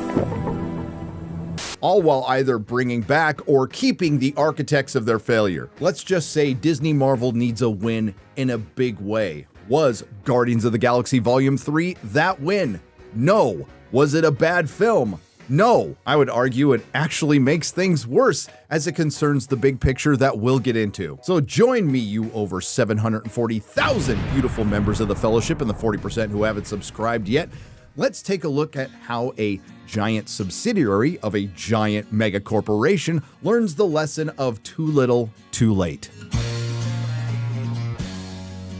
Guardians of the Galaxy Volume 3 is a sequel to a film that came out 6 years ago, a time before the MCU, and within that 6 years, James Gunn was fired for past tweets. Then he went off to work for DC, making The Suicide Squad and The Peacemaker. Time passed, and he was shown forgiveness that Gina Carano and Roseanne Barr wasn't by being rehired by Disney. While back with Disney Marvel, he makes Guardians of the Galaxy Volume 3 and then immediately f***ed off to go run DC. And one of his first acts is to get rid of Henry Cavill as Superman. Why, you stupid bastard? This brings us to the mixed bag that is Guardians 3, a film that I liked, but a lot of it felt obligatory, and we can't ignore its opening domestic box office weekend of $118 million. That is $28 million behind its predecessor, Guardians 2, which again came out 6 years ago. Yet that isn't the fault of this movie, and it has everything to do with the damage that Disney Marvel has done to their own brand. So the last time we left our Guardians, Gamora is dead, and she's replaced by another Gamora from an earlier timeline. Is she a variant? Don't know. Thor is no longer a member of the team because he had to go out and find himself for the 8th time. And Mantis is Peter Quill's sister, and you would only know that if you watch the Christmas special. Again, if you watch the Christmas special, you'd know the Guardians have taken over the residency of Nowhere from the Collector. And we start out the film with some very sad Guardians with all of these unresolved issues. Peter's sad because he misses Gamora, so he's an alcoholic now. Nebula's angry. Rocket's sad, and the rest are sad because Peter's sad. Now, all of these very likable characters have very good reasons to feel down. I just feel it would have had a lot more impact if, say, Guardians of the Galaxy Volume 3 came out when it was supposed to. But they don't waste a lot of time on that in the opening because Rocket is severely injured when the team is attacked out of nowhere, basically, by Disney's Adam Warlock, the single most useless and vandalized character in this movie, and we will get to that. While attempting to save Rocket, Nebula finds out that he essentially has 48 hours to live because a kill switch has been put into his body to protect the proprietary information. We also find out that Adam Warlock was sent to retrieve Rocket for our villain, the High Evolutionary. Speaking of the High Evolutionary, a villain I actually liked, I want to take this moment in time to give Disney Marvel a compliment. Give them a little shout out because they've tried so hard to be more diverse and inclusive, and well, they did a bang up job with the first two bad guys in Phase 5. Diversity is an old wooden ship that was used during the Civil War era. Guess the only real spoilers would be with what happens to our characters, but as far as the plot is concerned, well, it's really not there. Once the Guardians figure out that Rocket is indeed proprietary technology, they also find out that there's a passcode that can override the kill switch within 48 hours, and that's what they set off to do, and it becomes basically a MacGuffin chase. All while sprinkling in bits of Rocket's origin, which are the best parts of this movie, and getting every single character resolved before the end. We'll start with the good, and that would be Rocket. Now, we all assumed he was experimented on by some megalomaniac mad scientist, and he was. There's no surprise there, but we got to see how excruciating it really was, torturing and mutilating little fake CG animals. It helped develop Rocket's character, develop his motivation, and it showed us a villain actually being evil. Not relatable or misunderstood, just bad. Hats off to James Gunn. If he is remembered for anything, he took a CGI raccoon and not only made him popular, he made him believable and, most importantly, relatable. But according to modern Hollywood, this should be impossible. Aside from the fact that Rocket is not played by an actual raccoon, I share no lived experience with a raccoon, but at least raccoons can feel seen as their true selves now. The other character I really liked, Chris Pratt's Peter Quill, and who can say anything bad about this guy, aside from a few dimwits on Twitter? He's currently in the top 2 films in the country. I mean, sure, he's angry most of the film, but Chris Pratt can pull that off because he was born with something a lot of actors don't have: charisma and charm. And yes, it's another Marvel character basically dealing with grief and loss, but I don't think I'm going out on a limb by saying this film dealt with it a lot better than, say, they dealt with Wanda Maximoff in WandaVision and Doctor Strange Mom. All things considered, despite it being pretty cruel, I think Peter Quill handled being forced to work with another version of Gamora pretty well. Not too sure how I'd feel about being forced to work with a more unlikable version of my ex. And I know she definitely wouldn't want to work with me. Then there's Nebula, who just so happens to be one of my favorite characters from the once good MCU, played brilliantly to perfection by Karen Gillan, despite being yet another Disney Marvel character trying to find themselves in the world. I mean, there's a lot of that in this movie. As a matter of fact, I think that's every single character. And another standout for me with a slight asterisk is the High Evolutionary, finally a proper villain. A man with a plan. He wants to create the perfect being in the perfect society. There is no way I'm going to try to pronounce the actor's name who plays the High Evolutionary, but he is 1,000 times better than Jonathan Majors Kang. Now, don't get me wrong, his performance is no Heath Ledger Joker, but at least we get a decent villain. Now, I know Kang has destroyed entire timelines, but the only way we know that is either being told or we see strands of energy colliding. The High Evolutionary creates Counter-Earth, populates it with mostly good beings, and then we see him destroy it. And he's done this 1,000 times, and he threatens to destroy the Sovereign, which he sees as his right as their creator. And that's along with torturing and mutilating cute little furry CG animals. And he has one of the better lines in the film: "There is no God, that's why I stepped in." And this is just more proof that Guardians of the Galaxy is just a holdover from better days, but maybe it's not too late to switch Kang with the High Evolutionary. But Disney Marvel would just it up. The rest of the characters were good. Drax was funny. A lot of his humor landed, unlike a lot of other characters. Still, I wish we would have gotten a lot more out of Drax other than just being comic relief. He did finally get that resolution that was set up in the first film at the very end of this one. Mantis was fine. She wasn't terrible. She wasn't great. And yes, they made her Peter's sister and only mentioned it in passing twice. Kraglin, played by James Gunn's brother Sean Gunn, spent most of the movie trying to figure out how to use Yondu's arrow, and Groot was okay but looked weird and off. And Cosmo's a good dog. Then there's Zoe Saldana's Gamora, who I'm a little conflicted about. She was competent in the film, but it felt obligatory. She wasn't terrible. She didn't take away from the movie. I'm just not too sure how much she actually added to it. Thinking about how much time they had to squeeze so much in this film, I think an argument can be made that it might have been better if she wasn't in it at all. Something to think about. This brings us to the worst character in this film, and again, the most vandalized. Adam Warlock. Now, I know most normies aren't going to care, but I do because I actually read the source material and know that Adam Warlock is the second most important character in the Infinity Saga. Introducing Adam Warlock into the Marvel Cinematic Universe now is like introducing Aragorn after they toss the ring into the depths of Mount Doom. And while there isn't any real identity politics or general Disney wokeness in this, there is a little side of intersectional feminism when it comes to Adam Warlock. They essentially took this Marvel OG and badass and turned him into another himbo that's on top of the himbo we already have with Drax. I think with Adam Warlock, it's part of a much bigger problem that not only exemplifies, it exposes the overall woke, intersectional feminist identity politics philosophy at Disney. How can I say that? Well, why in the hell would you make a himbo and comic relief out of a character that you could have centered an entire film trilogy around with the Infinity Watch? And instead, we've been introduced to characters like America Chavez, Ironheart, Echo, Agatha Harkness, and Miss Marvel. Like I said, Guardians of the Galaxy Volume 3 is a mixed bag. There is some great character work surrounded by an oversimplified plot, MacGuffin chasing, hyperkinetic action scenes that are interrupted by flashbacks, which are the best part of the movie. When the Guardians break into Orgo Corp, which is essentially that giant butthole and colon in space, it's essentially used to waste time and give us some more of that trademark Disney Marvel humor. Sure, there's some cool cameos, the girl who played Ratcatcher in the Suicide Squad, Nathan Fillion, and of course James Gunn's wife. But this raid was just to get a MacGuffin ball of information to give you some background on Rocket and to tell them where to find the override code for his kill switch.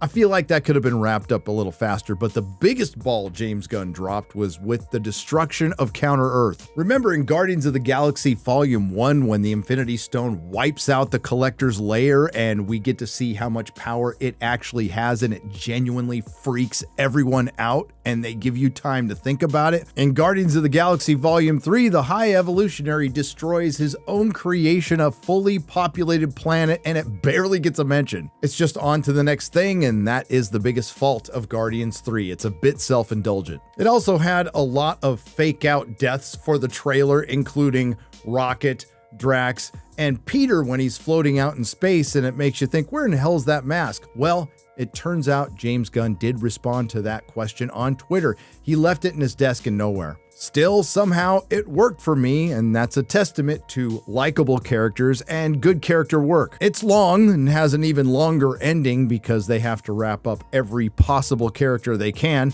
including Nebula becoming the mayor of nowhere, Drax becoming the father of the kids they had to save from the High Evolutionary, Peter goes back to Earth after accepting that his Gamora is dead to go see his grandpa, Mantis, who's Peter Quill's sister, decides to take on her own with 3 monsters because reasons. I'm sorry, there really was a reason, but it's not the one you're going to want to hear. She has to go find herself. Gamora goes back to Starhawk, played by Sylvester Stallone and the Ravagers, and Rocket is the leader of the new Guardians of the Galaxy that includes Groot, Kraglin, Warlock, and who I believe is Phyla Vell, the female Quasar. Now, James Gunn knows his comic books, and there is a lot of Easter eggs in this film, and A lot of the Guardian stuff that he does comes from a story called Annihilation, something I highly recommend you read even over seeing this movie. But did James Gunn leave any parting messages for Disney Marvel? Well, there might be a couple. Actually, it's just one. I just like to believe there was two. When Adam Warlock is saved after trying to kill the Guardians throughout the entire movie, he asks why, and Drax translates Groot saying everyone deserves a second chance. The other thing that I'd very much like to believe is a message from James Gunn to Disney Marvel, but I know it isn't, although in my headcanon, it will stay that way.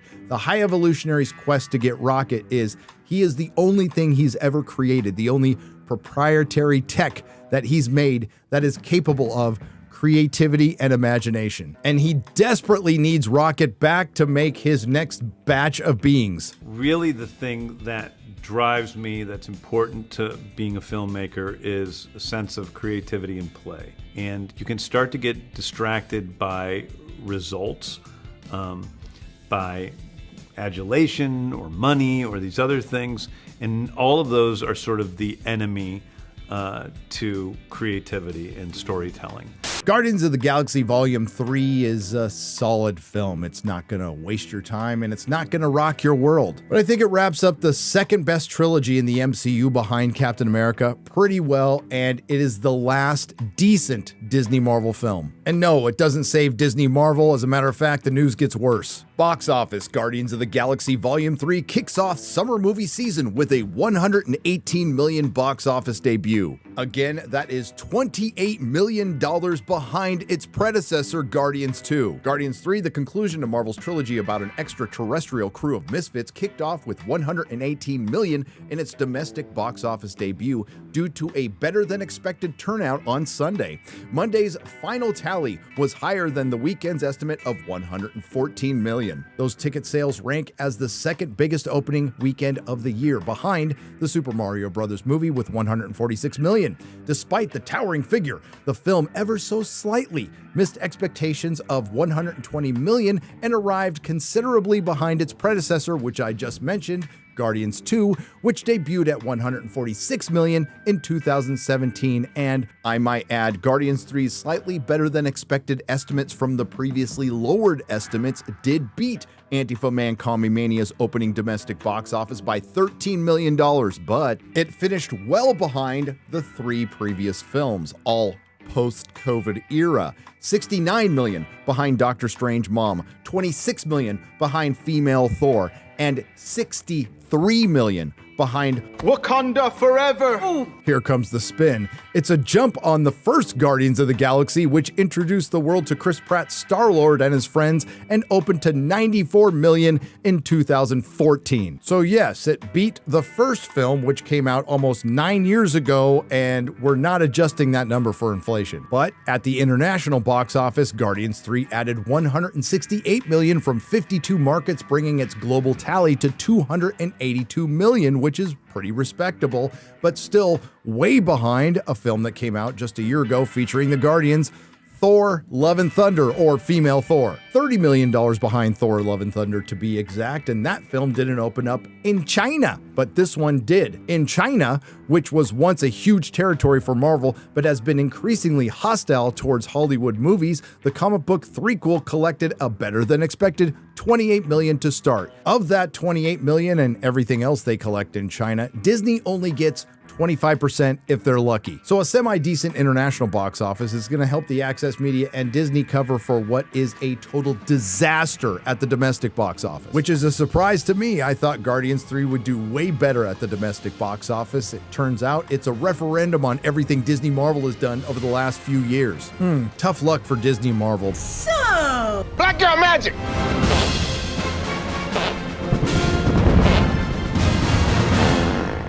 What can you say, trying to get you to summarize this in a soundbite, about the direction of the MCU and kind of your vision going forward? Is there anything you want to clarify? The Marvels comes out on Friday. Fair and equal representation on film is incredibly important. Put another gay diverse woman in it. Make it more fucking lame. So many different women and girls and boys and men will be able to relate to them. I do not need a 40-year-old white dude. Of course, we were inspired by Kelly Sue DeConnick's runs of Captain Marvel in 2012 and 2014. And if you don't like my politics, don't buy my book. She's wonderful. She's a creative consultant with us. The industry has contracted, and we're very worried about comics right now. This stock just keeps going down and down and down, and then Bob Iger is all like, nah, what's going on with my stock? I don't know, does anyone want me to do it again? Like many women around the world watched Avengers Endgame and had that 6 seconds of all the Marvel women together. And I once had like chills, but I also was very annoyed. I was like, 2 hours of this, please. I'm from the Tri-State area. I was a big nerd. I loved Marvel heroes. And I wrote a lot of fan fiction.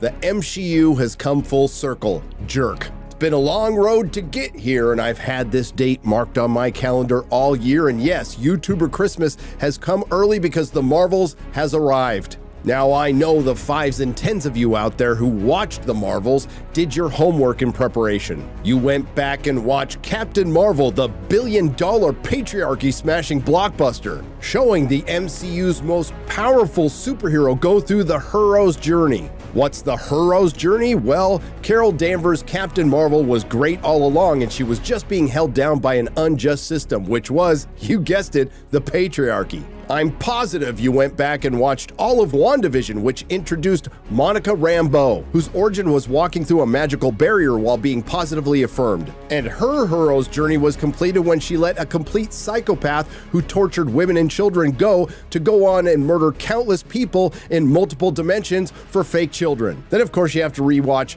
Miss Marvel, based on the really popular character from multiple canceled comics, a show that received the highest praise from the critics on Rotten Tomatoes and the lowest ratings for a Marvel show on D+.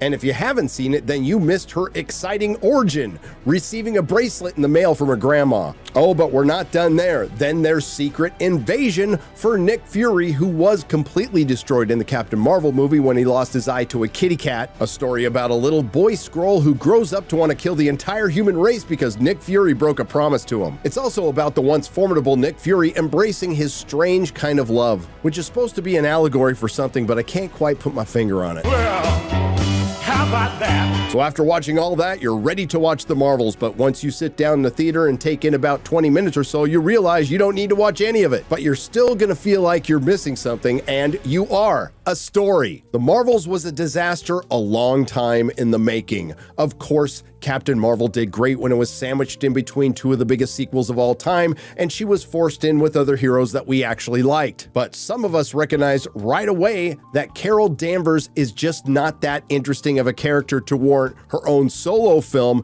much less a sequel. And we were proven right long before this film came out when they demoted Captain Marvel in her own sequel. But as hard as Disney Marvel tried to spin, the ruse was up once we started getting the box office projections, and then the bad reviews came in from the critics that once protected Captain Marvel with their lives. It came out at 54% on Rotten Tomatoes, but of course there was a 3 a.m. ballot dump and it magically became fresh. But if you go to the top critics, it tells another story. On a side note, the feminist website Jezebel shut down after 16 years on the day the Marvels comes out. The world is healing. Well, I put this off long enough. It's time to talk about a film whose first reported budget was over $250 million, and it's gone well over that thanks to multiple reshoots and multiple delays. One of the most unanticipated sequels of all time, and the end of the MCU and Disney Marvel, The Marvels. So how bad was it?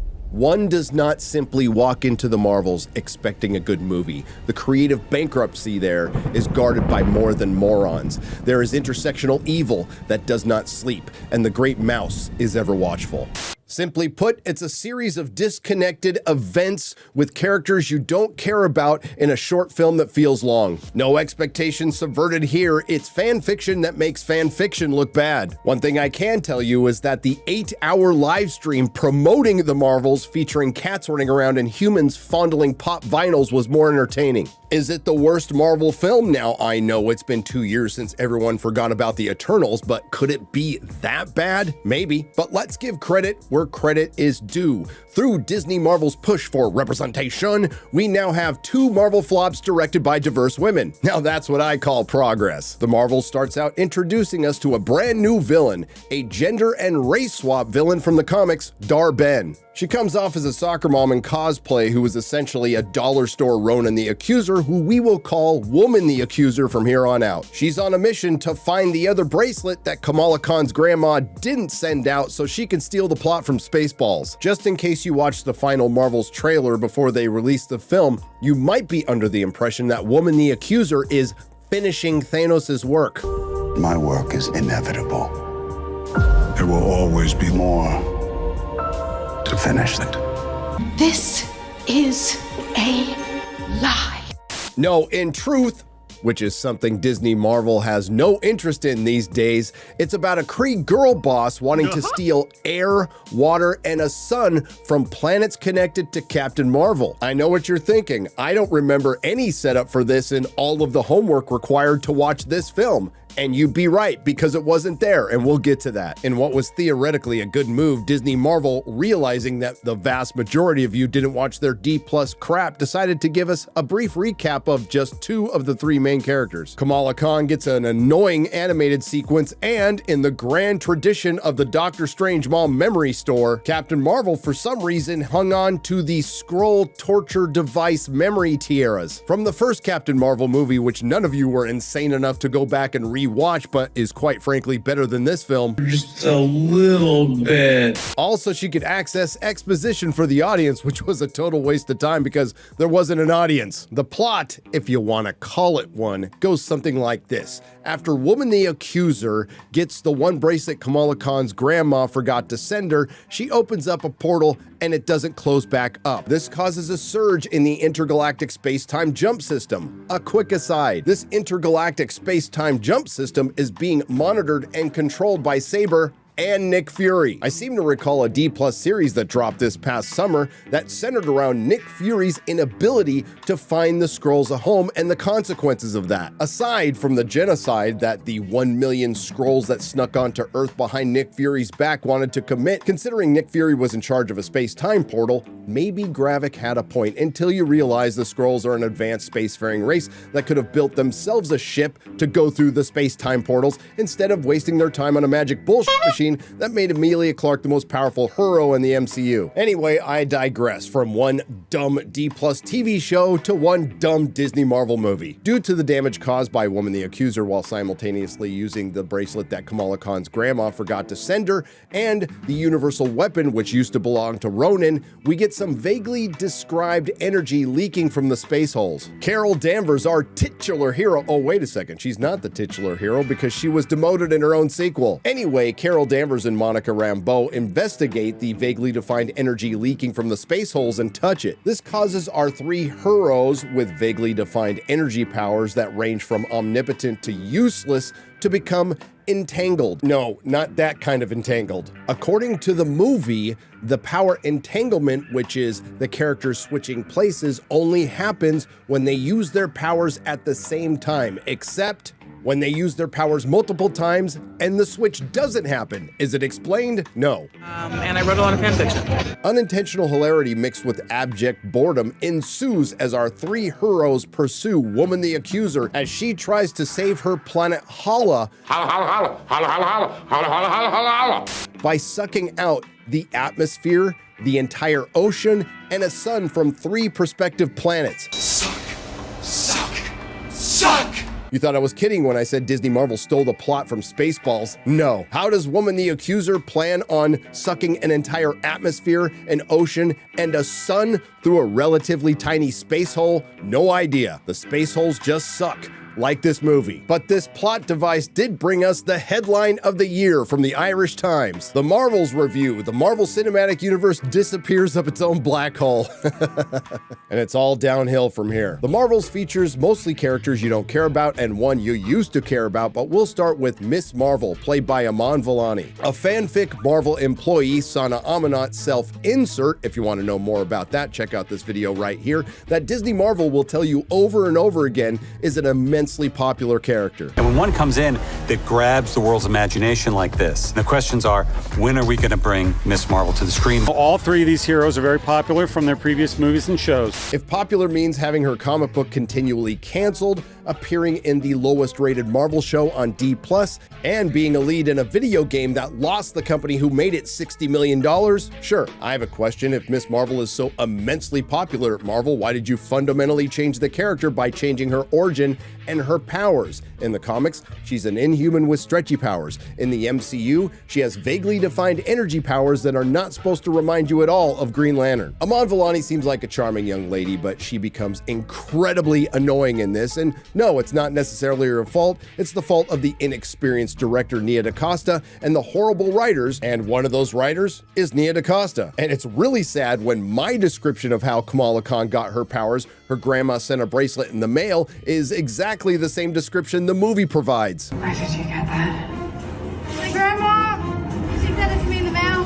All right, now that we got the good parts of the film out of the way, and yes, that was the good, let's get to the rest. Teyonah Parris plays unnamed superhero. Is it Photon? Is it Binary? Is it Black Girl Magic? That gets my vote. Have no idea because they didn't give her a superhero name in the superhero film. A black chocolate woman with big, kinky, luscious hair. We are out here. Black Girl Magic! Of course, she has vaguely defined energy powers that are described like this. You can absorb light. I can see it. And they describe her origin, quite as frankly, not as well as I did. When did you get powers? I walked through a radiation shielding barrier of a witch hex, and now I can manipulate and see all wavelengths of the electromagnetic spectrum. I'm very happy for you. Now, they forgot to mention that she was positively affirmed as she walked through the magic barrier. You know, somebody should have said Black Girl Magic. When they were handing out kids, they gave her the toughest one. Black Girl Magic! That's better. That's my quarter black magic in the editing room. And Teyonah Parris is wasted in this like everyone else. Her character only exists to spout off technobabble because we need women in STEM, like comparing the fractures in the space-time continuum to fracking. Basically, it stretches and reconfigures space without rupturing the continuum. Like fracking, the more holes you drill, the more destabilized the shell becomes, and then earthquake. There's also some light, forced drama with Monica Rambeau still being mad at Carol for abandoning her. By the way, no word on Monica Rambeau's dad. Considering this is the MCU, Maria Rambeau probably just made herself pregnant through female empowerment. Still, way to perpetuate a stereotype, Disney Marvel. This brings us to the men in this film, and yes, there are some men. There's body positivity personal assistant who has about 2 or 3 lines. There's man bun personal assistant who has about 2 or 3 lines. There's Prince Yan, that's from the musical scene, which is nothing short of the 9th circle of hell. That scene made me miss prison. He gets a few lines, he gets to fight a little bit, and he provides our heroes with a costume change that look like they're designed by Helen Keller from the AIDS quilt. Then there's Nick Fury after embracing his strange kind of love in Secret Invasion and abandoning an Earth that he destabilized with a million potential radicalized Skrulls. The once formidable Nick Fury is relegated to comic relief and herding cats. I wish I was kidding. I don't know what Samuel L. Jackson was smoking to sign on to Secret Invasion and this, but his acting is atrocious along with most everyone else. He didn't even need to be in this film along with Kamala Khan's family, who are also supposed to be comic relief, but they're gonna leave you needing cringe relief. And yes, there are more cats in this film, and I'm sure they're all female. To be fair, they did a better acting job than the humans. The Marvels doesn't just pass the Bechdel test, it rewrites it. And now it's time to talk about potentially the worst villain in the history of the MCU. In the grand MCU tradition of memorable villains like Ghost and the Taskmaster, we have another gender and race swapped villain. And yes, they leaned into the South Park meme again, and not for the first time in this movie. Put another gay diverse woman in it, make it more f***ing lame. Still no word on whether or not she's gay, it's just assumed at this point. Zoe Ashton is horribly miscast in this role. She's about as intimidating as a yoga instructor and looks like she's a soccer mom cosplaying as Dollar Store Ronan the Accuser. Then there's the acting, the constant monotone voice that sounds like she's talking with scaffolding in her mouth. Probably because she has scaffolding in her mouth. This can't be undersold. One of Woman the Accuser's goals is stolen from the movie Spaceballs, and the motivation for this makes even less sense, and it makes things worse. If you decide to torture yourself and actually watch this movie, which I know most of you won't, and you'll be better off for it, despite all of the homework you need to watch it, you're still gonna feel like you're missing something, because you are. You see, sometime after Captain Marvel that wasn't mentioned in WandaVision, Miss Marvel, Secret Invasion, or any of the Avengers movies, Carol Danvers went back to Hala and destroyed their AI, the Supreme Intelligence, which destabilized the entire planet, led it to a civil war that somehow exhausted the ocean, the air, and the sun. I mean, who in the hell wants to see that? Give me some silly Billy shenanigans and herding cats. That's right, the best Captain Marvel movie is something you'll never see. It was told in a horrible CGI flashback. But ultimately, it turns out that Woman the Accuser is just an idiot. Just like with Indiana Jones and the Dial of Dysentery, where they were chasing a MacGuffin that was never going to help the villain achieve his goals, making the movie completely pointless. They do the same thing here. Woman the Accuser was in pursuit of the other quantum band that Kamala's grandma didn't send her. Well, when Dirt Ben finally puts on the other bangle or quantum band, she explodes. So if Woman the Accuser had found the other quantum band at the beginning of the movie as she intended, there would be no movie, which would have been a better idea. And I wrote a lot of fan fiction. Quick side note, apparently the Bangles are not nega bands like we initially thought, because they are associated with Captain Marvel, but they're quantum bands, which are more associated with Quasar. But I'm guessing Marvel just didn't want to use the name nega bands. That's racist! But it gets so much worse, because the true villain in this story is what should have been the titular character who got demoted in her own sequel, Captain Marvel. The Annihilator, who annihilated this film with her acting, or lack thereof it. Brie Larson was just going through the motions in this movie, and yes, she is worse in this than in the first Captain Marvel movie. And I have to agree with my good friend Mahler's assessment. What there was of the Captain Marvel character was completely assassinated and then defiled. We were told multiple times in multiple MCU films that Carol Danvers couldn't return to Earth because she was too busy helping people across the galaxy, except for the time when Maria Rambeau's cancer returned and Carol came back to look after the cat. But it turns out what she was doing at least part of the time was committing genocide. And then, of course, there's the little things that prove that Carol Danvers, Captain Marvel, is a dick. When she destroyed the Supreme Intelligence, she blew the top off of that building. I wonder how many innocent Kree died. She blew off poor little Monica Rambeau for 30 years because she felt bad about the genocide. That's right, Carol Danvers was completely aware that the Kree planet of Hala devolved into a civil war due to her actions and didn't do shit about it. This comes from a scene with Carol Danvers describing what happened to Hala, saying the air was poisoned and there was a drought. Hala. The Kree Civil War basically bankrupted Hala of its natural resources. The air is barely breathable. They're suffering from a drought. That's a really strange definition of a sun going out. There's also the scenes where Carol Danvers clearly knows that if she uses her powers, she will switch places with young Kamala Khan. And she's clearly frustrated, but it's only because she keeps switching places and she doesn't give a crap that she keeps putting Kamala in dangerous situations, including one time taking off and flying. She abandons a bunch of Skrulls she could have easily saved on the planet that Woman the Accuser stole the oxygen from. And yes, it sounds stupid just saying that. By the way, because there wasn't enough diverse women in this movie, the remaining Skrulls are saved by, I'll give you one guess, Valkyrie, a diverse woman who's gay and lame. Just in case you didn't know, this is the Valkyrie from the comic books. This is the Valkyrie from the MCU. I know the resemblance is uncanny. Then, of course, the Marvels go to the Singing Planet, where Captain Marvel is in a platonic marriage with Prince Yan. And the thing that's the most frustrating is we, the audience, had to sit through 5 minutes of some of the worst cinema I've ever seen, and it was inconsequential. Woman the Accuser arrives on Prince Yan's singing planet to steal their water, and she does. Captain Marvel and the Marvels f*** off. And if it wasn't for one throwaway line towards the end of the movie, you would think everyone was dead. But the worst is yet to come. And you know that little drought that Carol described that ended up being the Kree homeworld sun going out?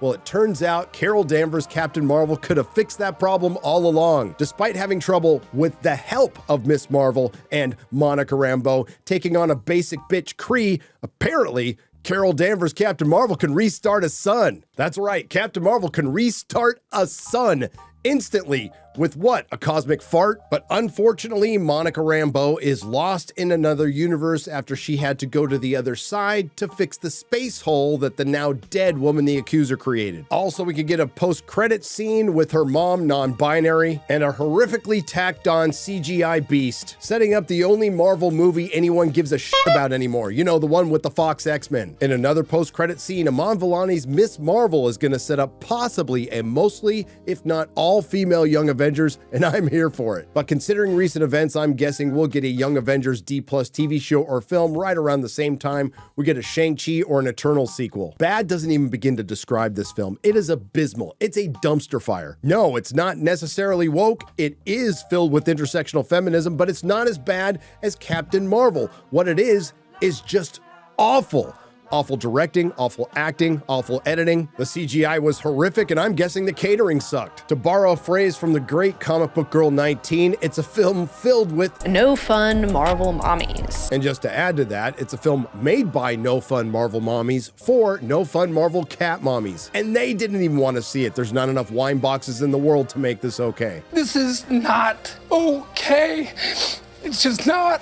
Narratively, it's a mess. As a matter of fact, it doesn't exist. It's like a poorly adapted coloring book. I'm sure people will be entertained by this, but I'm guessing those same people would be more entertained by a laser pointer than the cats in this film. And once again, despite all the homework that you really didn't need to watch, including the film's predecessor, Captain Marvel, and the very short runtime, which still felt like a very long film, I have lots of questions that I'm probably not going to care very much about after this video, including how did Woman the Accuser get the universal weapon when it was clearly destroyed in Guardians of the Galaxy? Why couldn't King Valkyrie take in the scrolls from Secret Invasion? Did I miss the long history between Carol Danvers and Valkyrie outside of the few minutes they fought together at the end of Endgame? And we definitely missed the part where they hooked up. How the hell do you restart a sun by sucking another sun through a space hole? How did the entire population of a planet survive without air, water, and a sun? How did Woman the Accuser and man-bun personal assistant breathe when they were clearly on the surface of a moon with no atmosphere? Who in the fuck thought it was a good idea to put a cringe-inducing 5-minute musical scene where its only achievement was to let the audience know what hell actually feels like in a Marvel film? What was in Woman the Accuser's face? Who thought it was a good idea to spend over $250 million on this movie, then actually make it, and then actually release it? From the well-known misogynist outlet The Hollywood Reporter, box office bomb. The Marvel's opening to $47 million to $52 million in new low for Marvel Studios. The movie's performance fuels the theory that superhero fatigue is real. Well, MCU fatigue is real. If a pick doesn't deliver on every front, or any front in this case. Ouch. Congratulations, ladies and gentlemen of both genders. It's nice to see that that's been reaffirmed. It's also nice to not live in a post-truth era. You have made it to the end of our Supercut. Now, I thought it would be best to tell the tale of the rise and fall of the MCU, not through videos about articles, reading between lines of interviews or clips, but using the actual work itself. And so far, it's only half of the story. You might have noticed that I skipped all the D+ series and certain films that have come out and have yet to come out. That will be part 2. Now, you might ask yourself, how can so many people in the access media, particularly in the geek media, gotten all of this so wrong? Well, aside from the fact that they're all a bunch of soulless shills, those of us who have been screaming from the rooftops about this for years had one distinct advantage over the access media and the fake geek media. We actually read the comic books. We witnessed Disney Marvel bypass decades of stories that sold in the millions to go right into stories that sold in the thousands. They repeated the same mistakes of the company they own, Marvel Comics, who found all new and all different ways to fail, and the MCU followed suit. I look forward to retiring my usage of the term MCU after part 2, and maybe someday Disney Marvel will too. Until next time, Excelsior! Nerdrotic.com. If you like what you heard, please like, share, and subscribe. If you didn't like what you heard, I thank you for listening this long. I will see you in the next video.